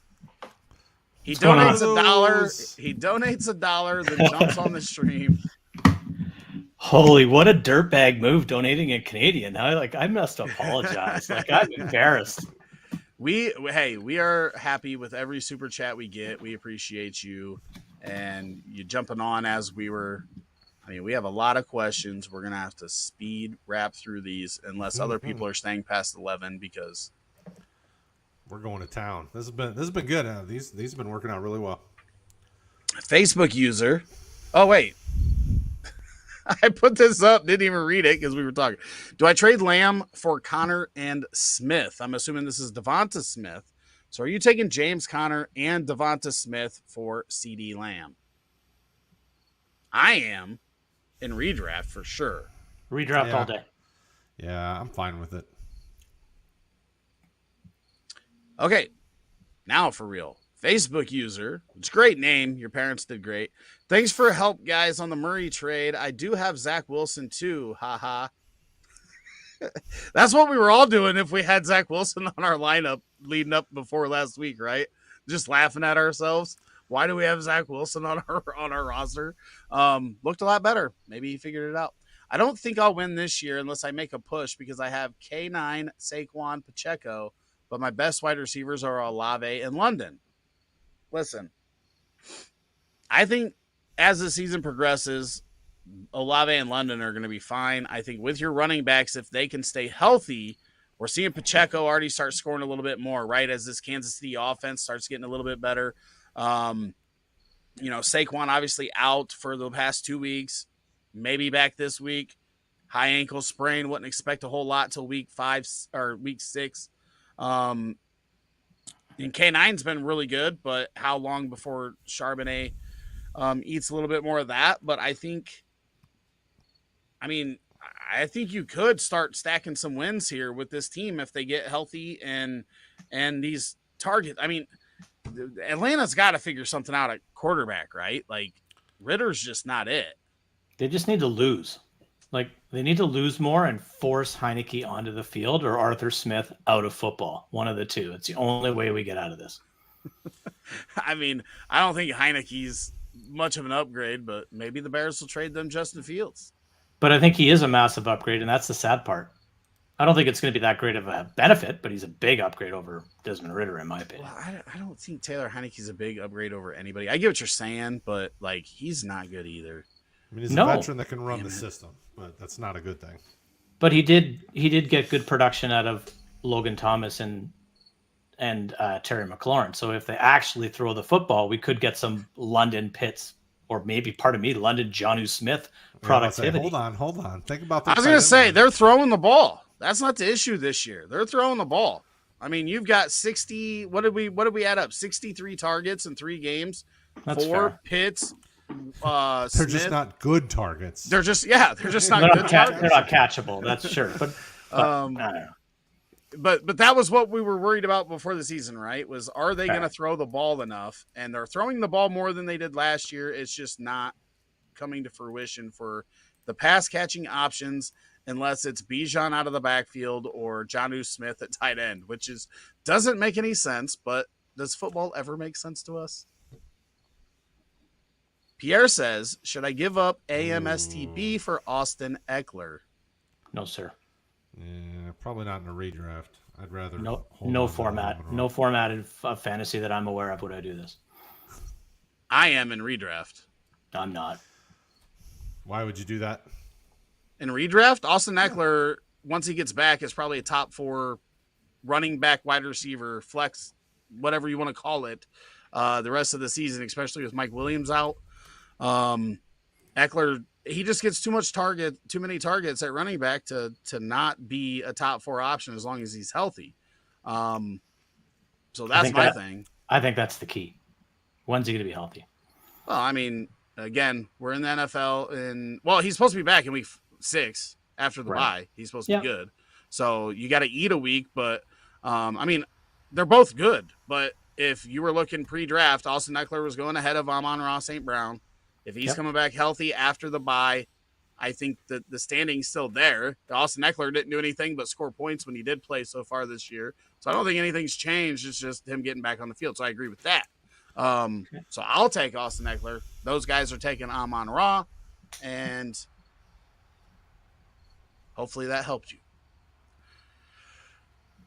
My other trade of CeeDee Lamb. My other trade of Monty, Christian Watson, Christian Kirk for Mostert, Gibbs, and CeeDee Lamb. We'll put in Pierce or Moss if I have to. Moss, you're not going to get anything out of right now. The worst thing that happened was holding Moss until it was announced that Jonathan Taylor was coming back to practice. Has he announced that he's going to play though? Because there's a chance he comes back to practice and still holds out. If that happens and Moss starts this week, sell him as fast as you possibly can because GT is coming back one way or another. He has to. It just does. He doesn't have to do it until the midway point, right? So the longer he drags, the longer Moss can get out there. That's like you have sand pouring through your hourglass if it's Zach Moss in terms of value. I think if he wasn't going to play, they would have kept him on the pup. I don't think we can really look at the Colts with any sense of sanity and try to figure out what they're doing. Well, since they put him on the pup because of his outlook, Jonathan Taylor came out and said, I'm not injured. when they said all that stuff. It's weird, though, and not to go down a big rabbit hole, but wouldn't the better thing to do if you're upset with him is to not put him on the pup? Then he would have been losing game checks. Like, you've cost Jonathan Taylor $0 by doing it this way. Yeah. My guess is they're trying to fix the relationship, right? Like, I don't think they really wanted to get rid of him, but they also didn't want to do what he wanted. So That's fair. It's one of those things where it's like, I mean, they're kind of in the damned if you do, damned if you don't. Yeah. My hope would be is if they really can't work out and negotiate whatever they're supposed to do, that they just trade the dude already. I mean, there's Trade him plenty of teams that need running Trade him to back. the Ravens. Ravens don't have a running back under contract next season. They need to sign someone. They need someone now. Like, Baltimore, just give them the second, take Jonathan Taylor, sign him to a decent contract, and move on. Problem solved. Here's the other thing that could be going on. They could have seen what Zach Moss did. They could say, Zach Moss is good enough for us the rest of the year. This stuff is not good, but we have to get JT on the field to showcase his value in a trade, right? Because he hasn't played for a while. Last year was down. That could be an option. I don't think that. I think they want him on this team in a backfield with Anthony Richardson because that would be dynamic as hell. But I was a little distracted. I just got a notification. Nick Chubb will need a second surgery timetable set for 2024. I hadn't seen that yet. Yeah. So that 8-month timetable does not seem to be accurate at this point. No, it looks more like a mid next year type thing. Yep. Who we starting, Waddle or Ayuk in full PPR? This one's Ayuk for me. Yeah, me too. That's kind of what I'm leaning. Start them both, please. Yeah, I mean there's very rare scenarios where I wouldn't be, but if you're not, you're sitting in a pretty good spot. The more of these we do, the more I realize that everybody has a better fantasy team than me because I'm starting these guys all day long. Yeah, well, the other thing is there's a big difference between redraft and public redraft and the leagues that we're in, and then there's a ton of different formats, whether it's 10-team, 12-team, 14-team, whatever. And we get to learn a lot about stuff that I don't play in these. Like, I don't have any 10-team leagues where everybody's stacked and I agree. You're making some of those decisions, and that's the fun thing about fantasies. You're big in the guillotine league. Somehow I keep chugging along in mine, and I messed less up and less every week and lost Thank you. Less and less every week. Thank you, Darren Waller. Do I trade Kelsey? Tay. Is that Tajay? Adams.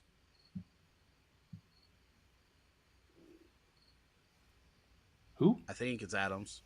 And Saquon for Kyron, Jetta, and Kittle. I want the Kelsey side of this, and I don't care who Tay is. I want the Kelsey side of this. I mean, I do care who it is. If it's Adams, I'm definitely sticking with that side. If it's Tajay Spears, then I'll take the other side.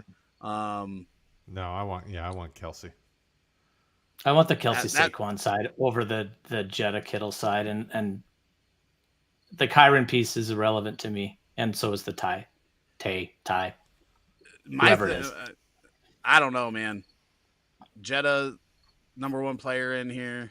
If it's just Saquon and Kelsey, don't have to sell me on that player. But and again, I don't think Kelsey and Laporta are going to be separated by as much as everybody thinks the rest of the season. I think they will. I think Kittle. We're starting to see that Kittle is the no, not Kittle. Kelsey. Kittle, I'm not. Kittle. No, Kelsey and Laporta. Oh, you think they'll be close? Okay, I agree with that. I think those two will be closer than most people think. I don't think you're downgrading as much at tight end since you have Laporta. Kittle's a good backup to Laporta, and Kittle is good when Ayuk misses time, if Ayuk misses time. But Jetta is a huge upgrade over any of the players in my mind. And then Kyron's been fine for the Rams, so super chat. Hopefully that's. Look at that clown. We're jumping Why up. are you talking about Trent that way? I was talking about me that way, homie. I'm like, dude, Trent just gave us $2 and you called him a clown. That's not cool. Of real currency, I might add. He looks like real hard $2 cash. Mine was worth a quarter. This is more than your $5 Canadian you gave us. Dang, I didn't know I was donating Dynasty Canadian. I'm embarrassed. Dynasty sent Jacobs, Kyron, got Tay. First 2024. What? So Okay, who's Tay? Please help me out. It's Devontae Adams. That's what I thought. I thought it was Devontae Adams, but I've never heard that before. So it's funny because nobody's ever asked us, like, called him Tay in our questions, but I've seen him called Tay. Like Aaron Rodgers calls him Tay. So that's why I put it together. But nobody's ever asked us that before. They always say Adams. So sent Jacobs, Kyron, got Tay in a 2024 first. I love it. Yep. Huge. I think so. Huge. Give me all the 2024 first. I don't care. Give me all of them. Man, I don't know if you guys saw class. I don't know if you guys saw Custer's post on our Facebook page about the 30-year-old wide receivers. I think it was heading into last week. We talk about it all the time. For all you ageist out there, they are killing it. So I like that trade very much.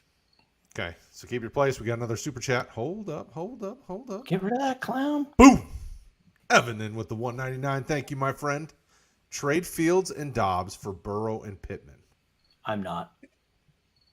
Really? I'm not. I don't know if Joe Burrow's ever going to be right this year. If they don't put him on IR to actually let that thing heal, I don't think he gets any better. Pittman's potentially with Trubisky for who knows how long. Dobbs coming into his own, and Fields is about to take off. Pittman with Trubisky. Oh, sorry. My apologies. Did you read it as we read it as Pickens. My apologies. Yep. Yeah. Regardless, still not doing it. Yeah, I think Fields is a huge upgrade over Burrow. I mean, obviously, so far this year, even as bad as Fields was the first 3 games, he was an upgrade over Burrow in those first 3 games.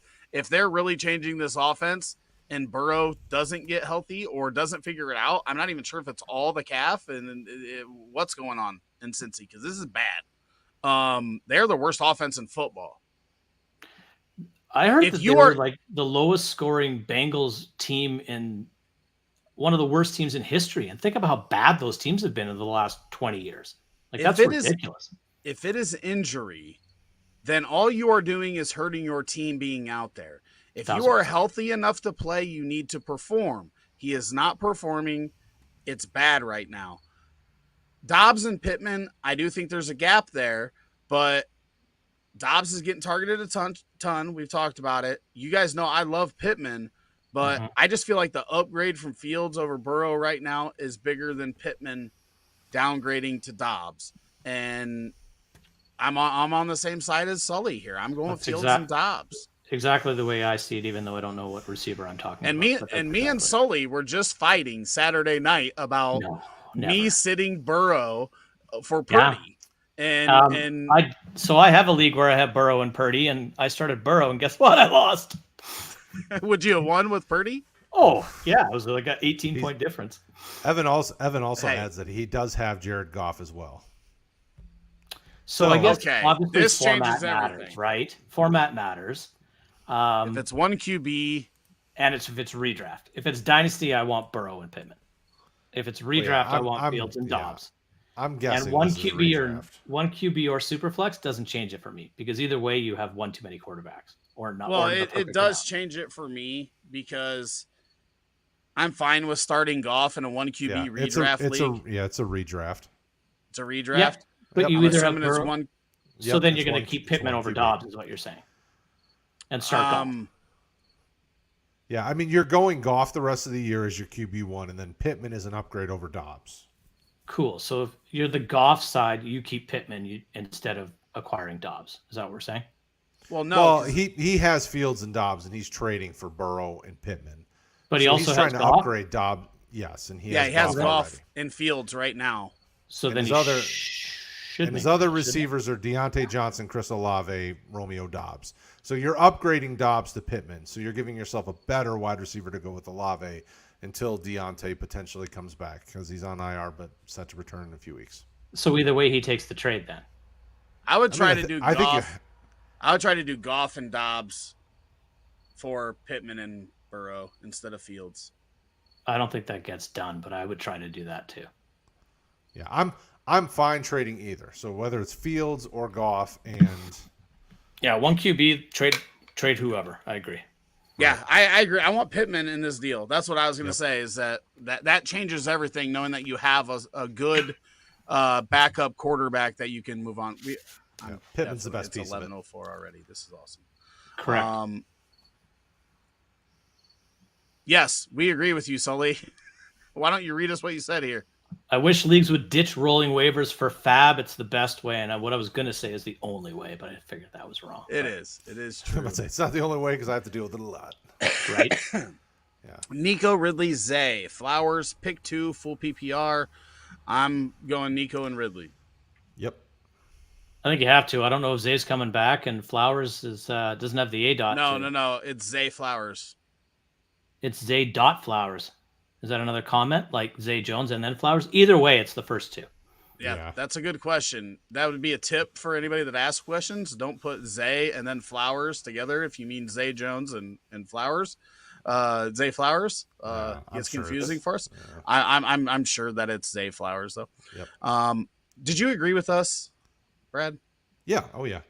I'm gonna try to move quick here. I had plans, but we love you guys, so we're sticking it out. You did the next one. We did that one. Yep. Waddle over Dobbs. So he agreed with me on the Waddle over Dobbs week out. Ryan Decker says Mixon and the Hollywood for Christian Watson. Is this fair? No. I want the Mixon Hollywood side. Yeah, I want Mixon Hollywood by a pretty big margin for me. Yep. I think Watson and Hollywood are probably pretty close together rest of the season. Agree. This is not Aaron Rodgers Packers. Watson's not going to have 80,000 touchdowns in the last 6 weeks of the season this year. I agree. Kirk is not getting traded. I don't necessarily agree with that. He's not. He's not. Move on. Not going anywhere. Don't be surprised if we re-sign him either. Heard it here first. This is Sully with his inept Vikings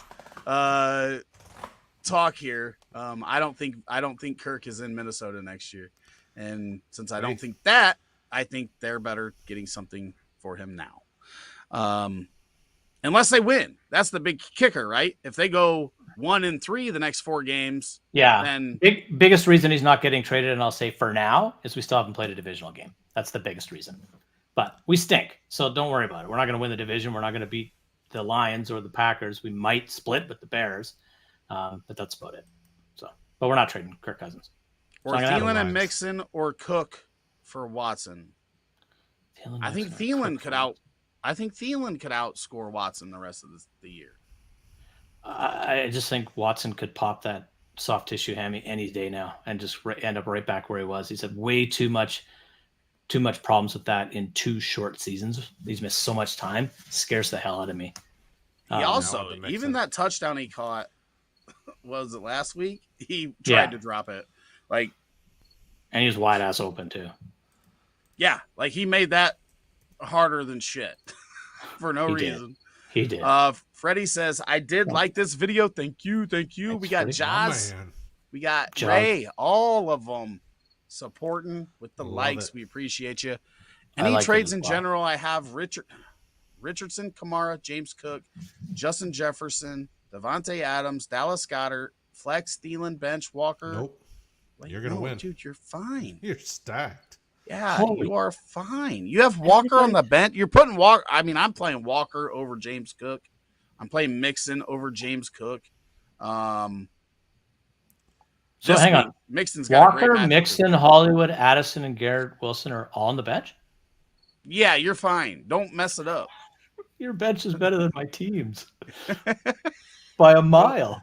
Don't mess it up. That's the only thing you can do here. And I know it's fun to trade, but the only thing you can do is mess this team up if you do that. So Correct. Don't keep it the way it is. Write it out.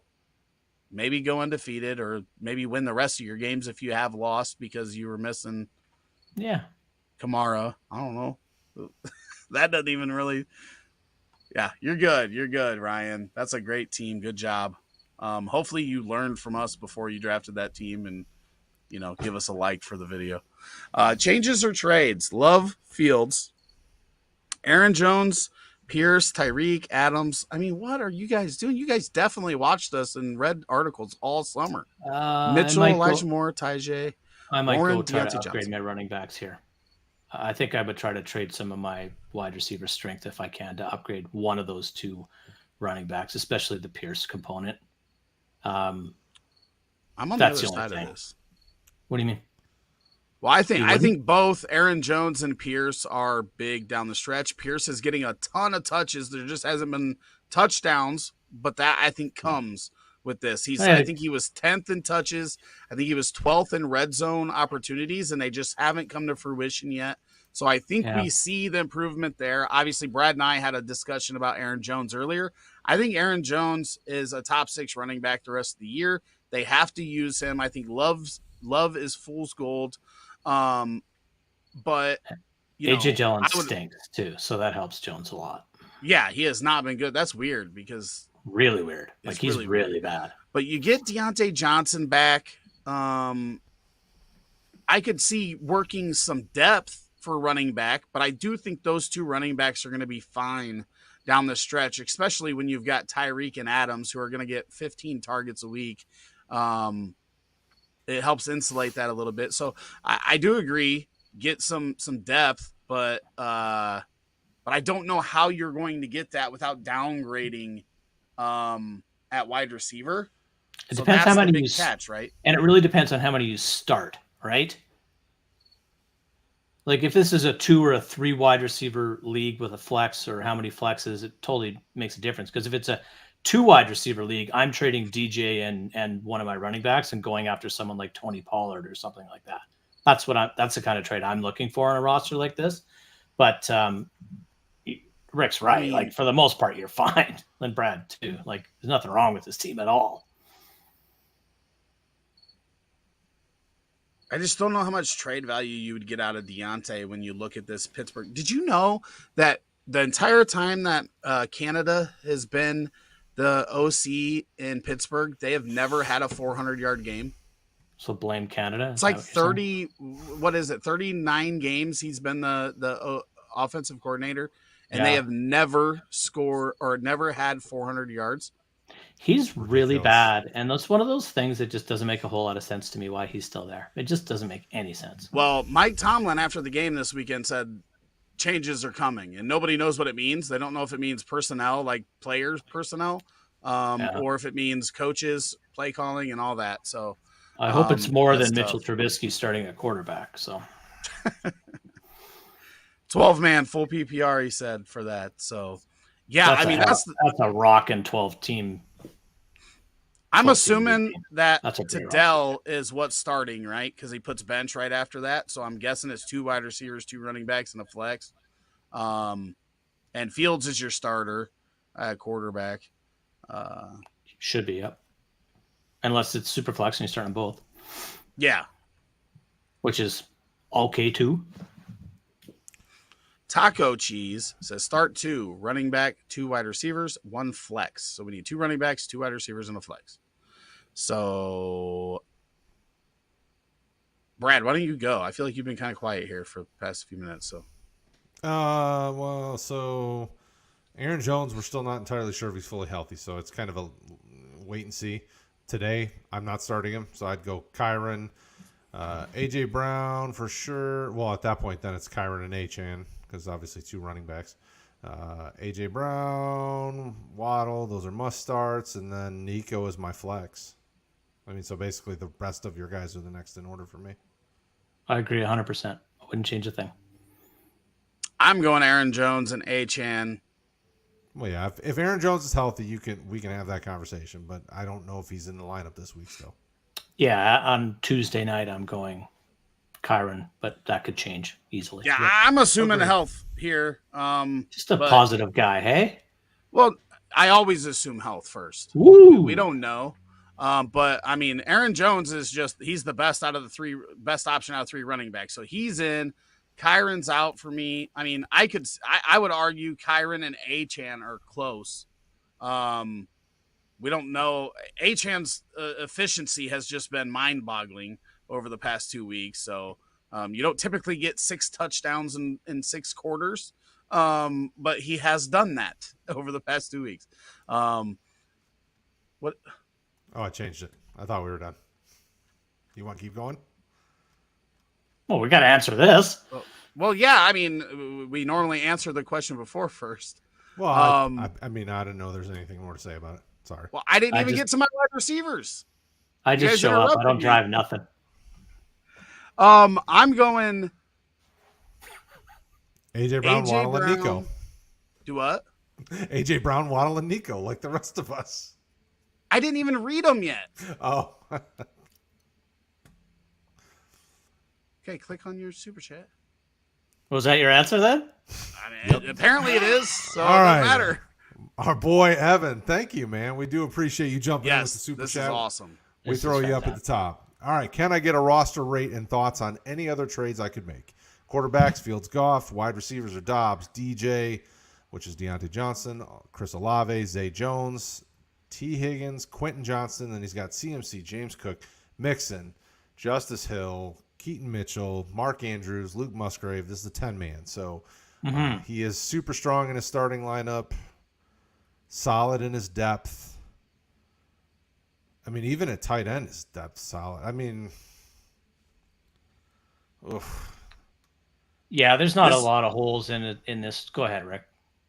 No. I was just going to say I don't play a lot of 10 teams, so that's what makes it Right. tough for me to rate this. I don't know what they all compare to the league. So I just break it down like this. I look at Fields Oh, and it's Goff. Elijah Mitchell. So- Sorry, the running back's Elijah. Those are two potentially top 12 quarterbacks, right? One of them will be top 10, so that makes sense.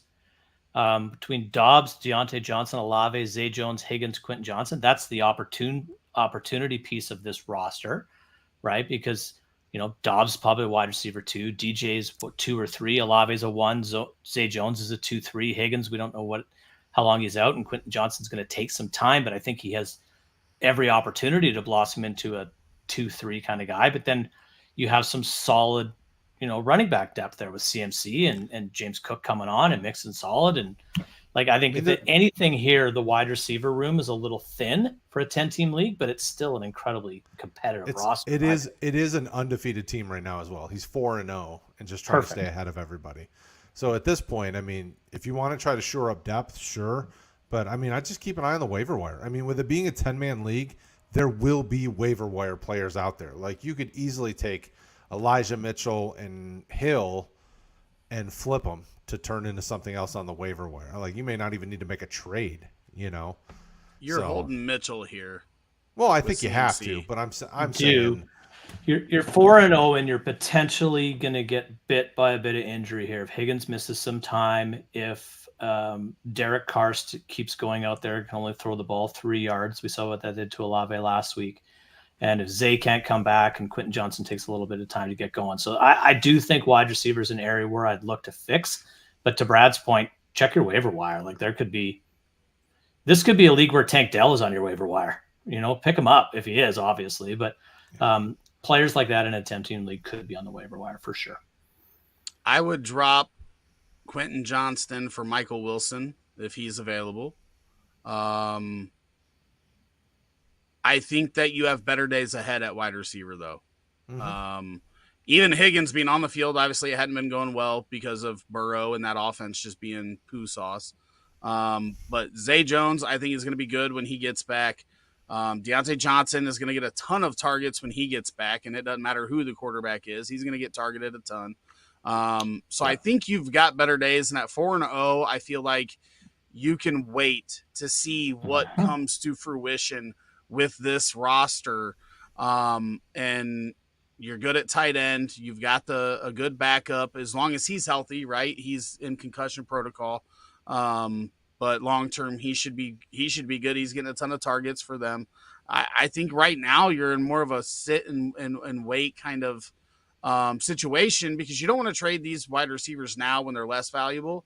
So you don't really want to do that because all of them outside of Dobbs are probably below their value right now. Well, remember, he was talking about upgrading Dobbs to Pittman, right? It was the Fields and Dobbs for Pittman. So if you can upgrade to Pittman, I'm fine with that, right? I would be fine with that trade that we talked about before to upgrade and get you another wide receiver in there. I would be cool with that. I think the point of him being 4-0 and being able to be patient, Rick, was a great one. And I think that there's no reason to rush here. You're 4-0. At worst, you're tied for first place right now, and you're a quarter of the way there. So hang tight. Thank you again, Zach. Evan, we do appreciate it, my very, friend. very much, Evan. That was awesome. Greatly appreciated. ZXKK, is trading CD for Chase worth it in a full PPR league? I think I'm going to be on the opposite end of this one. No, I think I'm doing CD at this point for now. Just because of if this is redraft, Burrow and that offense has been all over the place. Just give me CD and I'm fine with it. I think I still want Chase. I'm taking Chase. Give me Chase. Give me the upside of Chase. Dak hasn't been playing well. Burrow's been really, really bad. But if Higgins is out, Chase is pissed right now. And we see what happens. Ask AJ Brown what happens when you talk a little bit, right? You guys remember that conversation on the sideline at the end of week 2? And what has he done the past 2 weeks? Chase said, I'm open. I'm always fucking open. He wants the ball. It's coming. Excuse the F-bomb. That's exactly what he said too. Excuse my profanity. Chase is the man. I do like.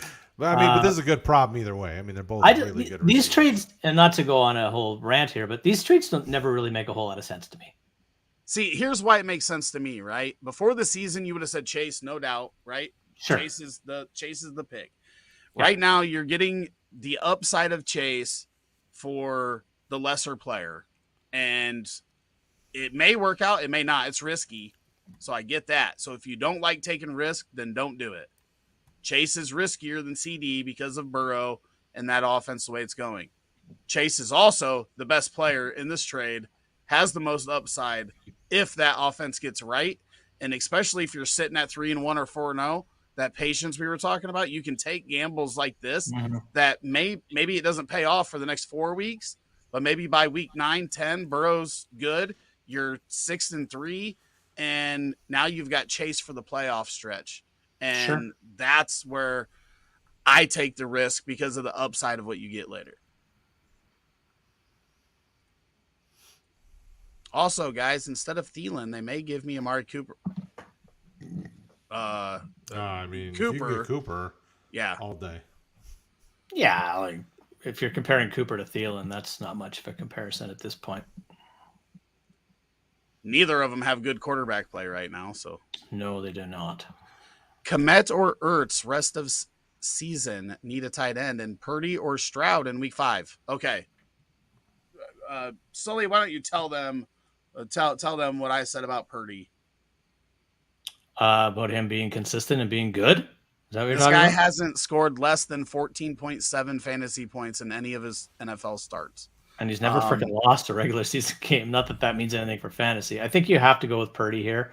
And I want rest of the season. I want Cole Kmet. Ertz is going to break down and fade away eventually, I think. So I think we saw what Cole Kmet can do last week in that offense. So I'm going Kmet, and I will start Purdy in week 5. He's starting Stroud. I can already tell. No, I don't blame you. I don't blame you. I definitely understand why you start Purdy, but I like CJ Stroud against Atlanta's defense better than I do Purdy against Dallas's, but it's a toss. That's a good call. I mean, I think they're both really good plays this week. They're both starters, and they're both going to score 14 plus fantasy points this week, probably up more closer to the 20 point, because both these defenses are defenses you can score on. Rest of the season, I mean, if you want consistent floor, you go Ertz because he's going to get 6 to 8 targets a week. If you want the guy who's got the bigger boom, it's Kmet, because Kmet will get you 2 touchdowns randomly here and there. Then he'll go 2-3 weeks without getting you anything. So I would again, the offense we saw weeks 1 through 3, we're not going to see from Chicago. They ran the offense entirely different, like they did last year after they played on Thursday night and then went into New England. The offense is different. Kmet is clearly the better play over Ertz, in my opinion. And I get it. Stroud has been volume so far, and he hasn't thrown any picks, so that's very impressive. The yards are very impressive, but I mean, again, 23% I think of his throws are off target. which is one of the highest in the league. But that doesn't mean you can't be fantasy relevant. Josh Allen leads the league. If defenses could catch Purdy's gifts, it might be a different answer. For some reason, defensive backs cannot catch Brock Purdy's throws. Brock Purdy was like number 3, I think, in the least amount of off-target throws, though. But I mean, they're close, and it's quarterback. They're all close, right? Like, I don't like Brock get Purdy. I have no problem saying I don't like him, but I'm still starting him. It doesn't matter if I like him or not. Rich says thanks. I don't know if we really helped him. How many do we have? Oh man. A wide receiver I should target with Ramondre and Christian Kirk. CeeDee Lamb. If you get them, like that's the range you should get for those two. You should get a top 8 to 10 wide receiver out of this combo. Trading a back end wide receiver or a back end RB1 and a solid wide receiver 2, you should get something really good. If you can pull off that heist, do it. It's hard. Ramondre's value is suppressed right now, though. He doesn't look very good. And Kirk, so you got to sneak it by before Zay Jones gets back, because this ain't going to hold with him and Ridley. They may all be inconsistent as this season goes on with all 3 of them on the field. Yeah, they'll all have spike weeks for sure. Horrible, bro. I don't know what that was to. I don't know. Probably my donation. Didn't like my advice, I guess. Yeah.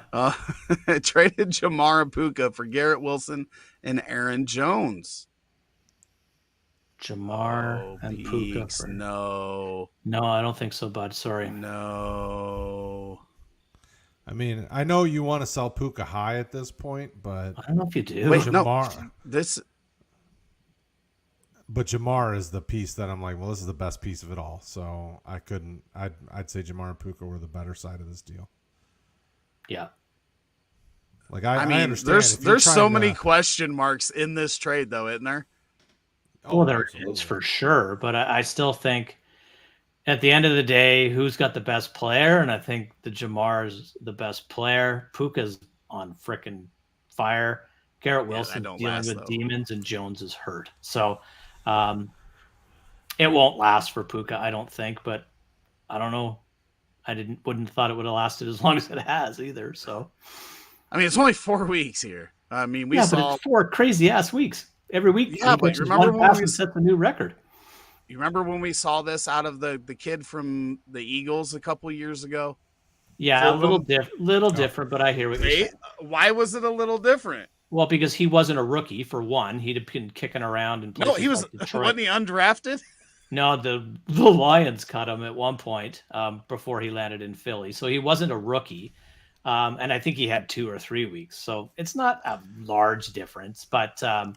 I think when it comes to Puka is what happens when Cooper Kupp comes back, what happens to Puka Nacua, or what happens to Cooper Kupp. We'll see. And our boy Roberto was saying he agrees that was a horrible trade. That was what the horrible bro was for. FYI. Oh, he was agreeing with us that I don't want to say that's horrible. Not what I'm saying. I don't want to say Jamar. We've got Jamar and Garrett Wilson right now that have quarterback issues. Yeah, which is weird to say because it was Joe Burrow and Aaron Rodgers to start the year. And here we are with Joe Burrow and Zach Wilson, and they still both have quarterback problems. Puka's got, like we said, the questions about whether it continues, Cooper Kupp and that return. And then Aaron Jones, I think, is the most stable player out of all these players for the remainder of the season. But Jamar and Puka is where I would want to Garrett Wilson might have the better quarterback right now. Think about that. I mean, let's not break the internet here. I don't know. That's it. This is Bengals have the worst offense in the league statistically. I get you, but that may turn around. It could turn around at any point. He could wake up one day and be like, "Hey, my calf feels good," and then go back to the Joe Burrow we know, and no Higgins. Jamar Chase could get 15 targets a game and change everything. Right. Yeah. Thank you. For the Devontae. Got it. I got it now. Thank you. PPR, choose. Well, they said it back when we were trying to figure it out, and then we just got to it. So he I'm just posted saying that. thank you He for posted it at 10:58, and here we are Yeah, at but he was 11:30. nice enough to try to help us, even though it took 30 minutes to get the help. It was still nice of him to do it. Well, I thought Brad do was appreciate checking it. the lower stuff. No. PPR, choose one: Rasheed Rice, Jameson Williams, Tyler Boyd, or Rest of season, Rice. This week, Boyd. okay, guys. Here's what I'm going to start doing because we have it right at the bottom here. If I start seeing these questions in there multiple times, I'm just going to skip them. So where are we going? Rest of the season, probably Rice. This week, definitely Boyd. That's where I'm at. No, I don't know, man. I wouldn't hate it if you started Rasheed Rice this week either, though. I mean, quite honestly. Well, he does have a good matchup. He does have a good matchup. So it's I think Boyd's a volume play. That's all. Yeah, he could. Nobody in KC seems to really get a whole lot of volume other than Travis Kelce and Pacheco. Jameson. We need to see it to believe it at this point, especially in a redraft I'm situation. going Tyler Boyd here. Who are you going rest of the season, Rick? Tyler Boyd. Oh, this week and rest of the season? This depends on Higgins, right? If Higgins is going to be out for an extended period of time, Tyler Boyd is a good wide receiver too. He'll probably put up, well, again. I'll say Higgins keeps saying he's not missing a week. Higgins keeps saying he'll be back this week. Yeah, fractured rib and all. Yeah, if he's back with that fractured rib, it could be one hit and then he's out for the season. So if he's back with that fractured rib, the Bengals need to have their franchise ripped away from them because they keep putting a star quarterback that just paid $1 gajillion to out there on a bad calf, and now they're going to put another guy out there with broken ribs. Get it together. That's why that's why they're throwing him out there. They're like, we're paying for you guys. You're playing, bitches. Freaking 1-3. Your season's pretty much done. Like, just call it a day. Chaka says, smash trade away Thielen and Sutton for what? Yes. Yes. Smash it. Hard. Trade Christian Kirk and Ramondre for Olave? Yes. That's the type of wide receiver I'm talking about. Yes. And hope that Derek Carr gets his shit together. Evan Harrison says, I do have Goff. Yeah, that was we the talked super about those. chat, right? Yep, that was in the super chat. Yep. Waddle's been a bum. No. If y'all wanna give up on players after they played 2 games, then bring those bums to me, please. Yeah, I'll take them. Nico Collins, Ridley. Okay, so did I go backwards? I don't know, but we did answer that one because that's the Zay Dot Flowers one. Yep. Okay, so we didn't go backwards. It's just on there again. Okay, we're going to go here.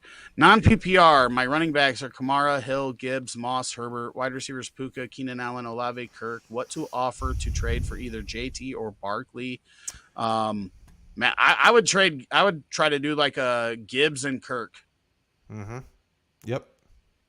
Yeah, I'd be willing to move. I'd be willing to move Kamara for JT if I could get it. If not, I wouldn't do the Barkley for Kamara thing. I'm just a little worried about him, but Kamara and something for JT, I would be fine with. I'd even potentially move Hall and something for JT. Yeah, I prefer keeping Kamara Hall if you're going to try to get one of these guys because then you got 3 super studs. And like you said in our Discord, it's about time to start starting Breece again. He's looking good. I think so. And I think I would rather have those 2 and then JT or Barkley with the flex option. So yeah, I mean, I would try Gibbs, see if one of those owners are high on Gibbs. I wouldn't even be opposed to going Gibbs, Herbert, and Kirk. Yeah, I would do that. Because you don't have to, you don't need all of them. If you get JT, then Moss is a nice guy to keep there, right? So, yep. And I think JT is the one I prioritize here, even though and I think Gibbs would be the first guy I look to move, and not because I don't think he's talented. I just think he's in a really tough spot because Detroit's probably leading more often than trailing, and Monty is clearly the guy that they're going to use to grind clock and move the sticks. Yep. And we've hit on these next 2, the Ray and the Roberto. We've talked about those 2 trades already. Okay. And then Elijah said, thank you guys. Elijah. We'll be tuning in more. We appreciate it. Please. Hit that Thank you. subscription button. Yep. Evan says, thank you for the Thank you, help and man. input. Thank you. I'm currently 4-0, but I'm trying to stay ahead of the curve. That was to the thing. I'm sorry, guys. I don't want to hold y'all up. No, you're good. You're good. killing it, dude. You Keep it going. You drop the questions. You're good. We are the ones that need to speed each other up. Yep. And then not get in our heated debates. What do you think of Jameson Williams in a redraft PPR league? I think he needs to be rostered. I don't think you start him until we see what happens. This kid came back last year, only had one catch. It was a big catch. That's the type of skill set he's got. But I think he's way better than Josh Reynolds. But it's just how long is it going to take him to get integrated? Yep. Put him on your roster. Put him on your bench. And personally, I think you'll be dropping him in a couple of weeks, but put him on your bench anyway. Okay, so that question was asked again. That was for another question. Craig says, would you drop Musgrave to pick up Ferguson? I also have Goddard, who's giving me nothing. Yeah. I think this is like a lateral move. Yeah. But I like Ferguson better. I think I do too, marginally. So, yeah.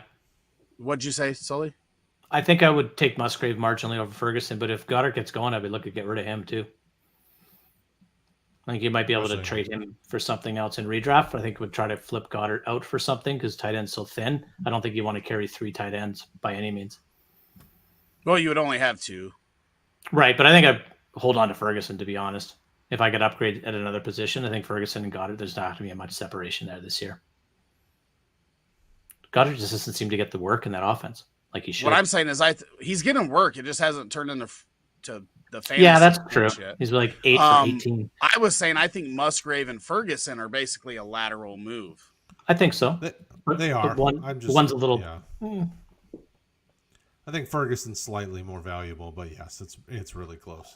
Let's put it this way. I think my record is important here because Musgrave's in concussion protocol right now, right? So if I need somebody right now, I'm dropping Musgrave. I'm fine with either is what I'm saying. Yeah, like if you dropped Musgrave and picked up Ferguson, I'm fine with it. If you kept Musgrave over Ferguson, I'm fine with it. I think those two are even. Goddard's the most talented one out of the group, but so are you starting either one of them?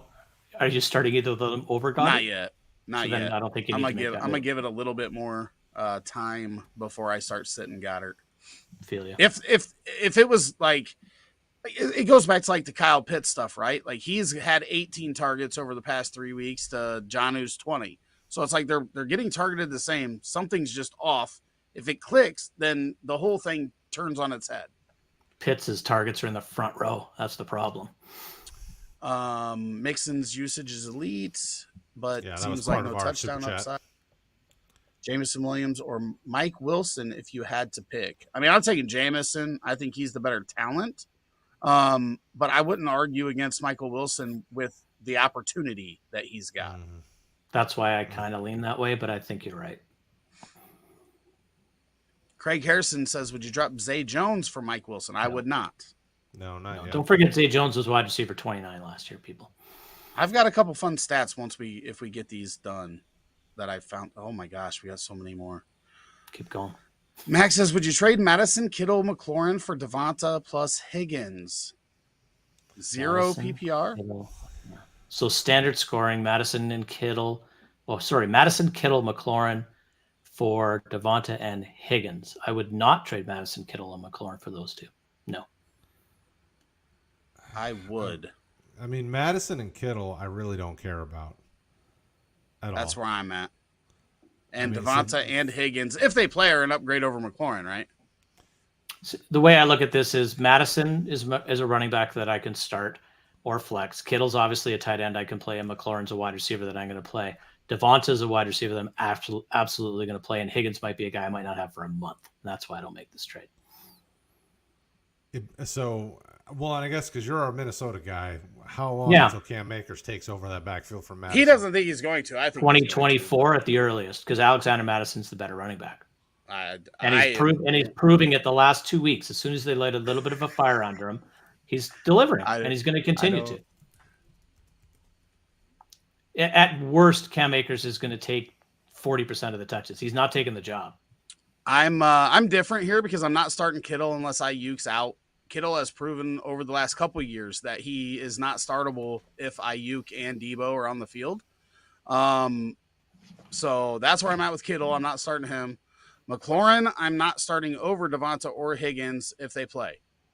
Obviously, Higgins might lose a little bit of time, but the upside is definitely for me on the Devonta and Higgins side. So that's the side. If your team can handle losing potential production for a few weeks if Higgins is out, I'd be okay with the deal. This really is dependent on what your team looks like, though. So if Madison was a guy you drafted to be your RB2, Kittle is your tight end 1, and McLaurin is obviously your wide receiver 1. Yeah. What's the rest of your team look like? I personally would pick the Devonta and Higgins side. Like, I think they're enough of an upgrade over McLaurin that they give you better production long term than Madison Kittle. But if your roster's not built that way, like if you have no running back depth, I mean, this is a tough one then, because what do? You know. So I'm guessing Madison's not in there if he doesn't have running back depth. He's RB 19 on the season, and he stunk for the first 2 weeks. So I wouldn't be looking to get rid of him anytime soon.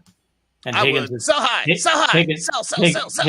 Higgins has been up and down with a one-legged quarterback who can't throw the ball more than 7 yards right now. So no thanks. And it'll be out a month. Sell high on Madison. Sell high. He's the Ronald Jones of this NFL right now. Sell high.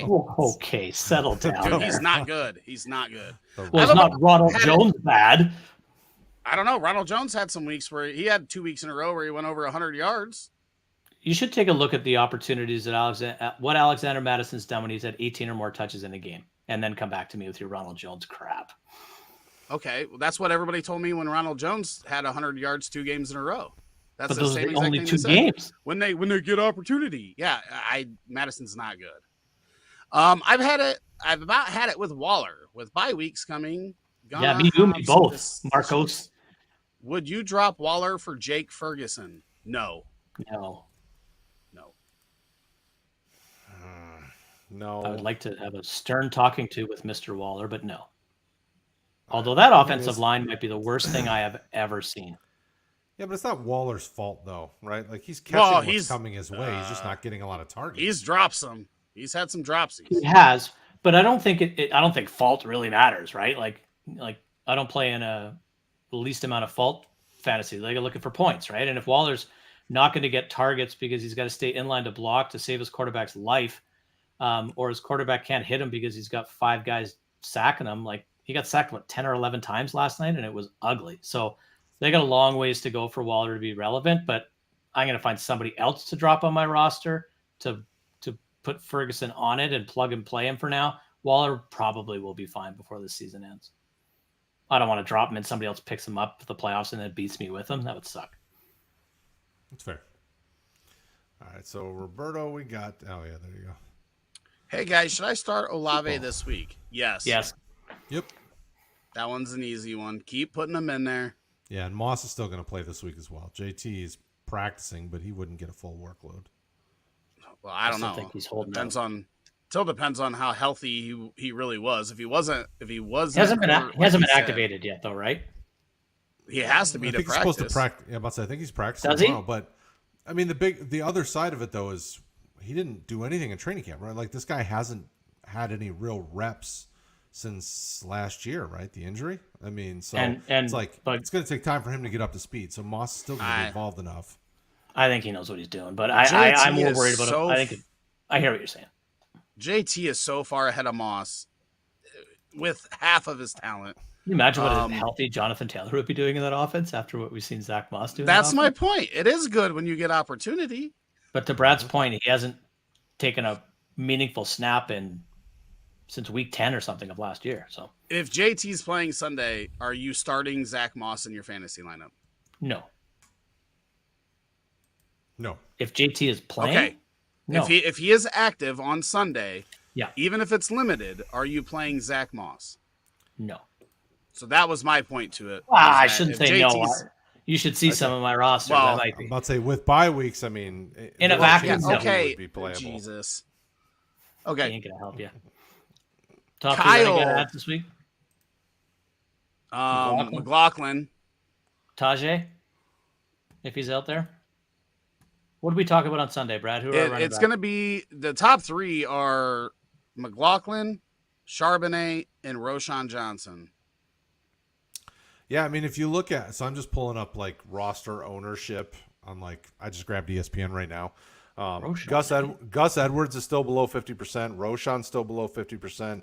Kenneth Gainwell's still below 50%. Zach Charbonnet's still below. Like, these are all guys that I'm rostering. So, if you can get, obviously, Jaleel McLaughlin, Zach Charbonnet, Gainwell, Roshan, Gus Edwards, I'm grabbing all those shares that I can get. Tyjae Spears. I'm putting Tajay Spears ahead of Roshan, but I'm putting Roshan ahead of those other guys like Gainwell and whoever the other guy was. But I think that's what you're looking at for sure. Daniel says, fellas, WTF do I do with Ridley and Moss? Ridley, you just keep putting him in your lineup. Moss, if JT's active, you sit him, and if he's not, you play him. Yep. You knock on the JT manager's door. That's what you do with Moss. And you say, hey, man, like, you got Jonathan Taylor back. Do you want some insurance? Give me something. Because Moss is probably almost worthless at this point, but he might have a little bit of value to the Jonathan Taylor manager. So that's what I would try to do with him. Or punt him and picks up someone that you can use. It's okay to drop guys. I mean, right now, Ertz, long-term Ferguson. Yeah, I'm leaning Ferguson. Yeah, I could buy that. I'm on Ferguson as well. Ray Gamer says, wait, you didn't see my other trade you just passed. Was asking about my second trade. Oh, that's when I was all confused on stuff, huh? But we did answer it, though. Yeah, I mean, it's Not almost bad, midnight, Ray. so I gotta. Yeah, it was Find the Monty next Christian. Yeah, Monty Christian Washington, Chris Kirk for. Oh yeah. No, Yeah. we did it. We did Yeah, it. It's okay, when me and you okay. were confused. Okay. Fortnite vid, 10-man PPR. Hurts, ETN, Ken Walker, Devontae, Cup, Andrews, 3-1. Bench, Godwin, Fields, JSN, Flowers. Want to trade ETN for a better running back. This is like, I think this is like the case we talked about earlier, right? Like, what are you going to get that's better? Like, people aren't going to trade you the really good options, right? They're not looking to downgrade at running back unless they really need help at wide receiver. So you're going to have to combo this up with ETN and probably a decent receiver, probably a good one, probably your Devontae Adams or, probably not Cooper Kupp right now. You're probably going to have to trade him and Adams to get a Eckler and whatever else at wide receiver that fits that, right? Like, ETN's been good. He's top 8 or 10. So Yeah, to upgrade him, like, people probably aren't going to do Eckler for ETN and JSN or Flowers, right? They're going to want a good running back or they're going to want to upgrade somewhere, not just downgrade. Yeah, I'm going to move ETN, one of those types of wide receivers that you're talking about, and I'm going to throw in Justin Fields and see what I can get. Because I got Jalen Hurts, and I'm assuming it's a 1 QB league, and having both those quarterbacks is a little bit counterproductive. So I will go Fields, ETN, and your choice of receiver and see what I can get. I'm going to go get an Eckler or something else. Or offer ETN, Cup, and Fields for CMC and see what happens. That's the type of thing I would try to do. I mean, I'm not. It's probably not going to happen, but you might as well. Well, I'm not in a hurry to trade. You're 3-1. Your team is solid. That's You're fair. going to get guys back from injury. I mean, so unless you're really in a hurry to make a move, I mean, you're fine. That's fair. Who be trading first, ETN or Ken Walker? Because I think Charbonnet is more of a threat to Ken Walker than Bigsby is to ETN right now. I don't know. Walker looks pretty effing good, and normally I would say Charbonnet because that's the way I was all off season. Well, I mean, I think Charbonnet's as good as Walker, but Pete Carroll's stubborn, so I think it would be ETN that I would move first. I mean, I'm not Charbonnet's going to argue. He's gaining touches every single week, And he looked good last night, but so did I if I would have played for Seattle. So, Brad, what are you doing here? He's not trading yet. anybody. Yeah, I'm about to say I wouldn't move anybody. Switzerland over I there. get Barkley, he gets Marquise Brown and Mixon. Fair. I think I might want Marquise Brown and Mixon, to be totally honest. I mean, I think it's close. I'd be fine with it if you've got enough. Depends if you've who got I'm enough depth. starting. Depends who I I'm think starting. we've seen this in place of team, but it was a long Brown. time ago. Yeah. Don't love it. Don't hate it. Depends who I'm starting in place of Brown. That's all. Do you drop Roshan to pick up McLaughlin? No, I don't think so. Javonte only sounds like a week, maybe 2, and I think Roshan's doing this, not this. So I wouldn't. And again, record matters, but McLaughlin's not going to put up 20 to 25 PPR points, right? Like he going forward. He's not the nicest schedule going forward, and he's not going to be the only guy. Like Samaje Perine will be involved in that offense. So Roshan will have Khalil Herbert too, but I'm not making that move. And I love Jaleel McLaughlin. No, if you need a win this week and you need running back, I do it. Because you're probably going to be able to get Roshan off the waivers next week. I don't think anybody's picking Roshan up to throw him in a lineup on Thursday night. So if you need a running back this week, then I'll go, drop Roshan. And he's actually, Sully, he's kind of went down. Well, 1 week, right? Because Khalil Herbert had a real nice week, but I still think Roshan is that organization's guy. It's just how long is that organization in place?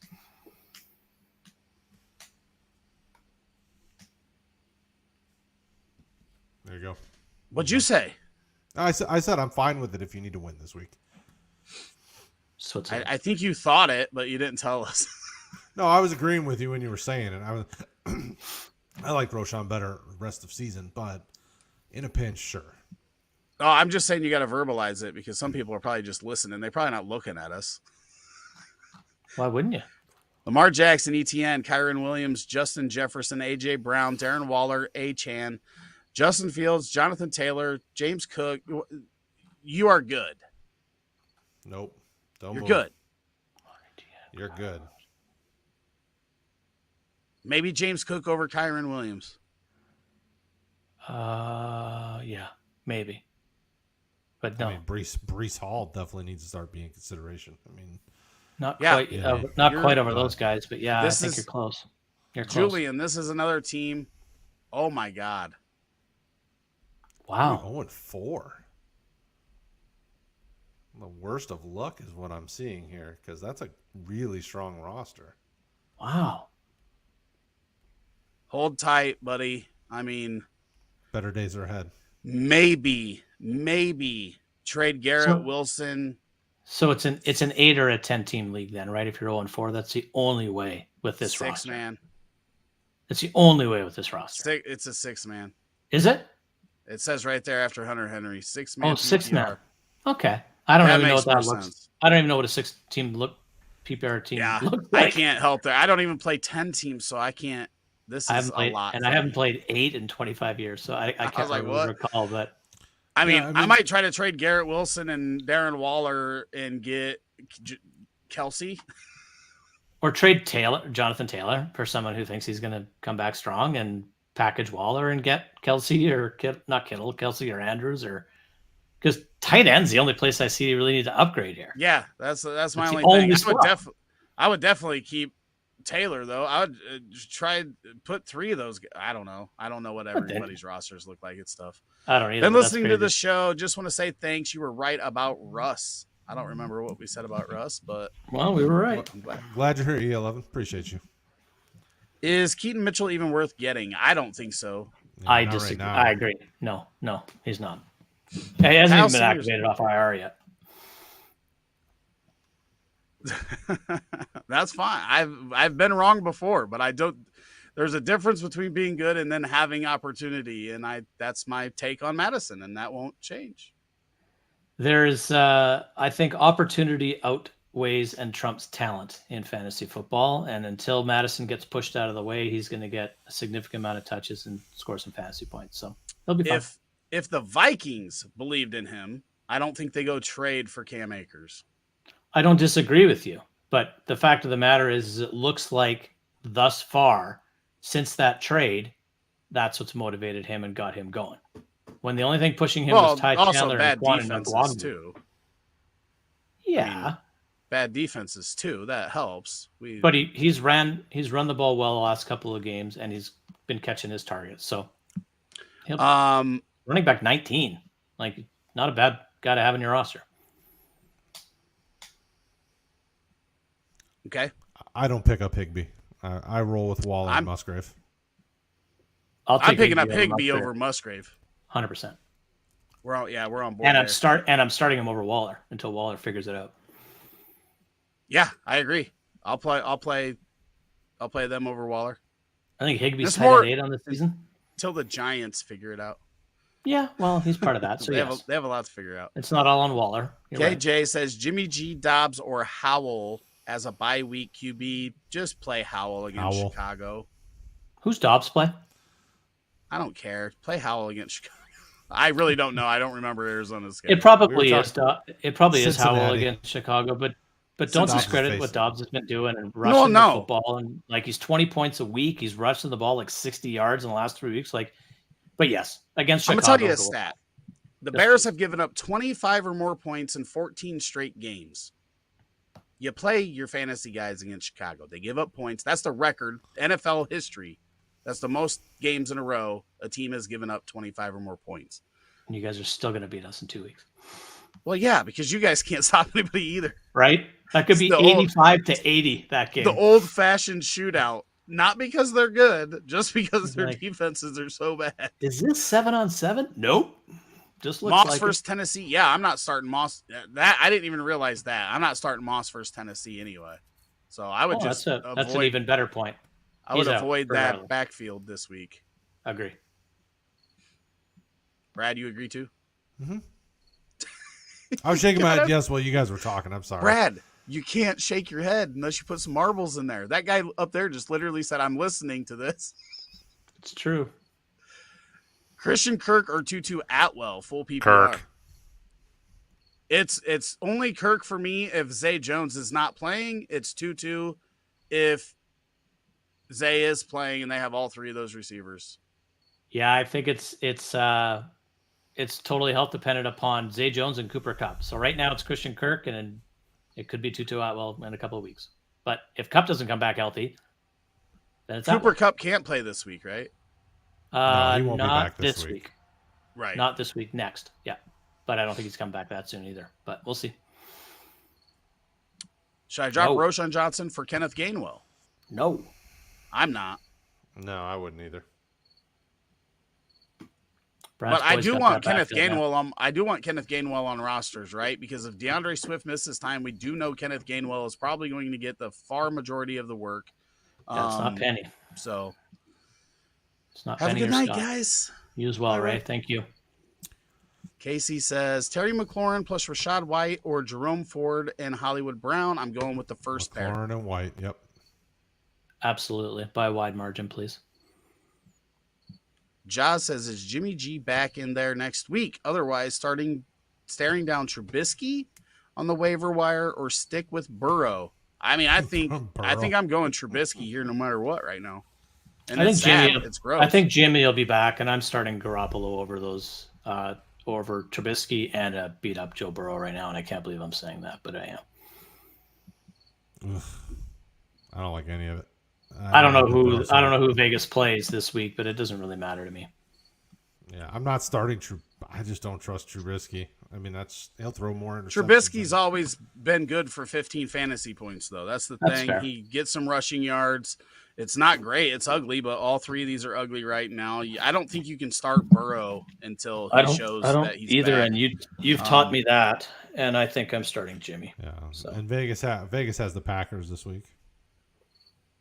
That's not great, but I'm still starting Jimmy. He's got Devontae. He's got Tay. Trubisky's Trubisky's got Pickens. Come on. And Arizona and not Green Bay. I remember playing fantasy when you would have to get your stats from newspaper to get your points. Yep. Pen and paper. Those were the days. Would you rather have Jalen Hurts or Lamar Jackson? For my commissioner to make roster moves. Would you rather have Jalen Hurts or Lamar Jackson? I think I want Jalen Hurts, but I gotta say, that Eagles offense doesn't quite look like it did last year. I think they missed their OC, but I still want Hurts. Yeah. Yeah, they're figuring stuff out. Don't know what to make of Baltimore's offense yet either, so I don't watch a lot of Ravens games. It's a good problem to have, though. I mean, Hurts and Lamar are both very good fantasy players. Agreed. All right. It's midnight. I have to go work for 4 more hours, so I am going to dip thank you all. We will be back Saturday night at 9:30 p.m. Eastern until probably about midnight. The same, just like tonight. Sunday morning, we will be here 9 a.m. till whenever you guys quit asking us questions or lock. So obviously it was a little slower last Sunday because we had the London game. We have another one of those coming up this Sunday. So we may be out by noon. So make sure you get in early, ask your question. Use Discord or Twitter to ask us any questions if we didn't get to them tonight. Watch Trubisky playing Allen Robinson goes off former teammates. Definitely could happen. I like it. I like it. And he says 15 more minutes, guys. Sorry, I can't. I was supposed to be gone an hour ago. I guess I could have just dipped when Sully got here, and then you guys wouldn't have had to listen to us yell at each other about fucking Alexander Madison. No one's yelling about Alexander Madison. You're just wrong. That's all. You've told me that many times, but how did drafting Kyle Pitts go over Jamar Chase? Didn't go very well. How well did it go last Saturday when you started Joe Burrow instead of Brock Purdy? Did not go very well. So here's the thing. I'm always going to have a take, and I'm not always going to be right, but I'm always going to own it when I'm wrong. Listen, y'all can hold my drink. Jonathan Taylor has okay speed. All right, so slow it down, dude. Did you say the only knock you had on Achane was speed? Because that's what somebody commented on our YouTube today. Yeah, Sully did. No, did I say that on the waiver wire video? Yeah. And then you put it in a short. I must have misspoke because clearly the guy ran like a 4.32 or something. I think I caught it. I think I caught it after I put it in the short. I was like, "Oh, really?" And then I watched the short. I'm like, "This dude buried you." So no, I thought literally. I'll have to look it up. And if I did, then I deserve to be buried. But I remember saying no. If it's in the waiver, on him with size, I thought maybe I said speed, meaning to say size. That's all. Because I have no issue with his speed. But okay, so it went out on the waiver video because I don't pay that close attention because I get it and I have to get it up as fast as possible. Sure. And Brad doesn't listen to me, so I had to fix stuff. But yeah, somebody posted. Did he just say the only thing he knocked Achane on was his speed? Hey, listen, I knocked JT's speed, so let's slow it down. He cut it up. If that's the case, I was totally misspoke. Where I did get shit on, though, was saying I'd only give up 20% of my fab, and people went crazy on that, too. And that also obviously was incorrect. Like, I get a lot of shit wrong, man, but you know what? So does everybody else. I mean, take a look at any... Go on Twitter and follow Fantasy Receipts. They call everybody out. Take a look at any year's ADP and compare it to any year's final finish. Nobody knows what we're doing. None of us. These guys are laughing at us. Achane can't run worse shit. Achane's slow as shit. That's all it is. Right? Football is getting his extra 15 minutes here as we talk about how wrong and right totally we've been. Roshan, Ramondre, and Moss. I'm going to die this week with these players. Well, they're all faster than Achane, so let's go. Those guys are all fast, and he's slow. So shit. who wins a race? Who wins a race out of Zach Moss, Ramondre Stevenson, Roshan Johnson, Devon Achane, and Jonathan Taylor? I will take Achane Taylor. Zach Moss by a wide margin. Thank you. the one that we used to call slow as Moss. You could time him with a sundial. He's so fast. I can't believe he's not fast. No, I mean, the viewers are bouncing. They're like, if you just said, I'm pretty speed, sure I meant to say size when I said speed. If you just said speed instead of size, at least they start with the right letter. Like that's the only. At least that's reasonable. Like, that is reasonable. But Brad literally said, Jonathan Taylor has okay speed. Like he didn't mix up okay and great. Way off. Yeah, I was all over. And YouTube said, "What did you say?" I don't know. The best one ever though is when you were talking about James Robinson and his brother or his cousin or whatever wanted to fight you. That was the best one ever. I mean, I've also on the draft countdown, Romo Dunze's brother got all mad at something I posted last year on Twitter. Nice. So nice. This is why families mad. This is why Brad never says bad stuff about players because every time he does, Somebody's family comes at me. But we also talk about the waiver wire video. It's like, so don't say anything bad about the guy if you don't like him. And so I'm sitting there trying to talk about guys I really don't like and say good things. It's not the easiest thing in the world. No, you can say that you don't really like a guy, but he's going to get the opportunity. But Fair. It's Shane when he was on there, like literally, like just blasted the guy, and it's like this doesn't make any sense. Why are we going to blast the like? There's still. Here's the other thing, right? Like you were talking about with Madison and opportunity. Yes. Even when running backs, I do not like Zach Moss, but he was clearly a start weeks 2 through 4. And I ate that. He was going to get 20 plus touches. Anybody that's going to get 20 plus touches is probably worth a start. Unless your name's Joshua Kelly, then you do it once and then you trick everybody else for the rest of the weeks and don't do anything. Football from Mexico. Cool. The tortoise and the hare, then Moss. And then Achan. That's slow, shitty running back.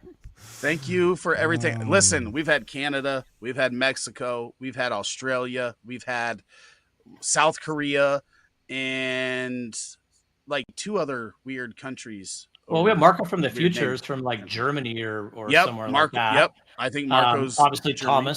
Thomas is from some. Oh, I was talking. There. Yeah, he's a team member though. I wasn't talking about you and. We had a Canadian in here earlier. The first question, he was in here 3.5 hours earlier. I saw the guy with the Vancouver logo on his thing. Yeah. And Josh says that, and then I say, okay, and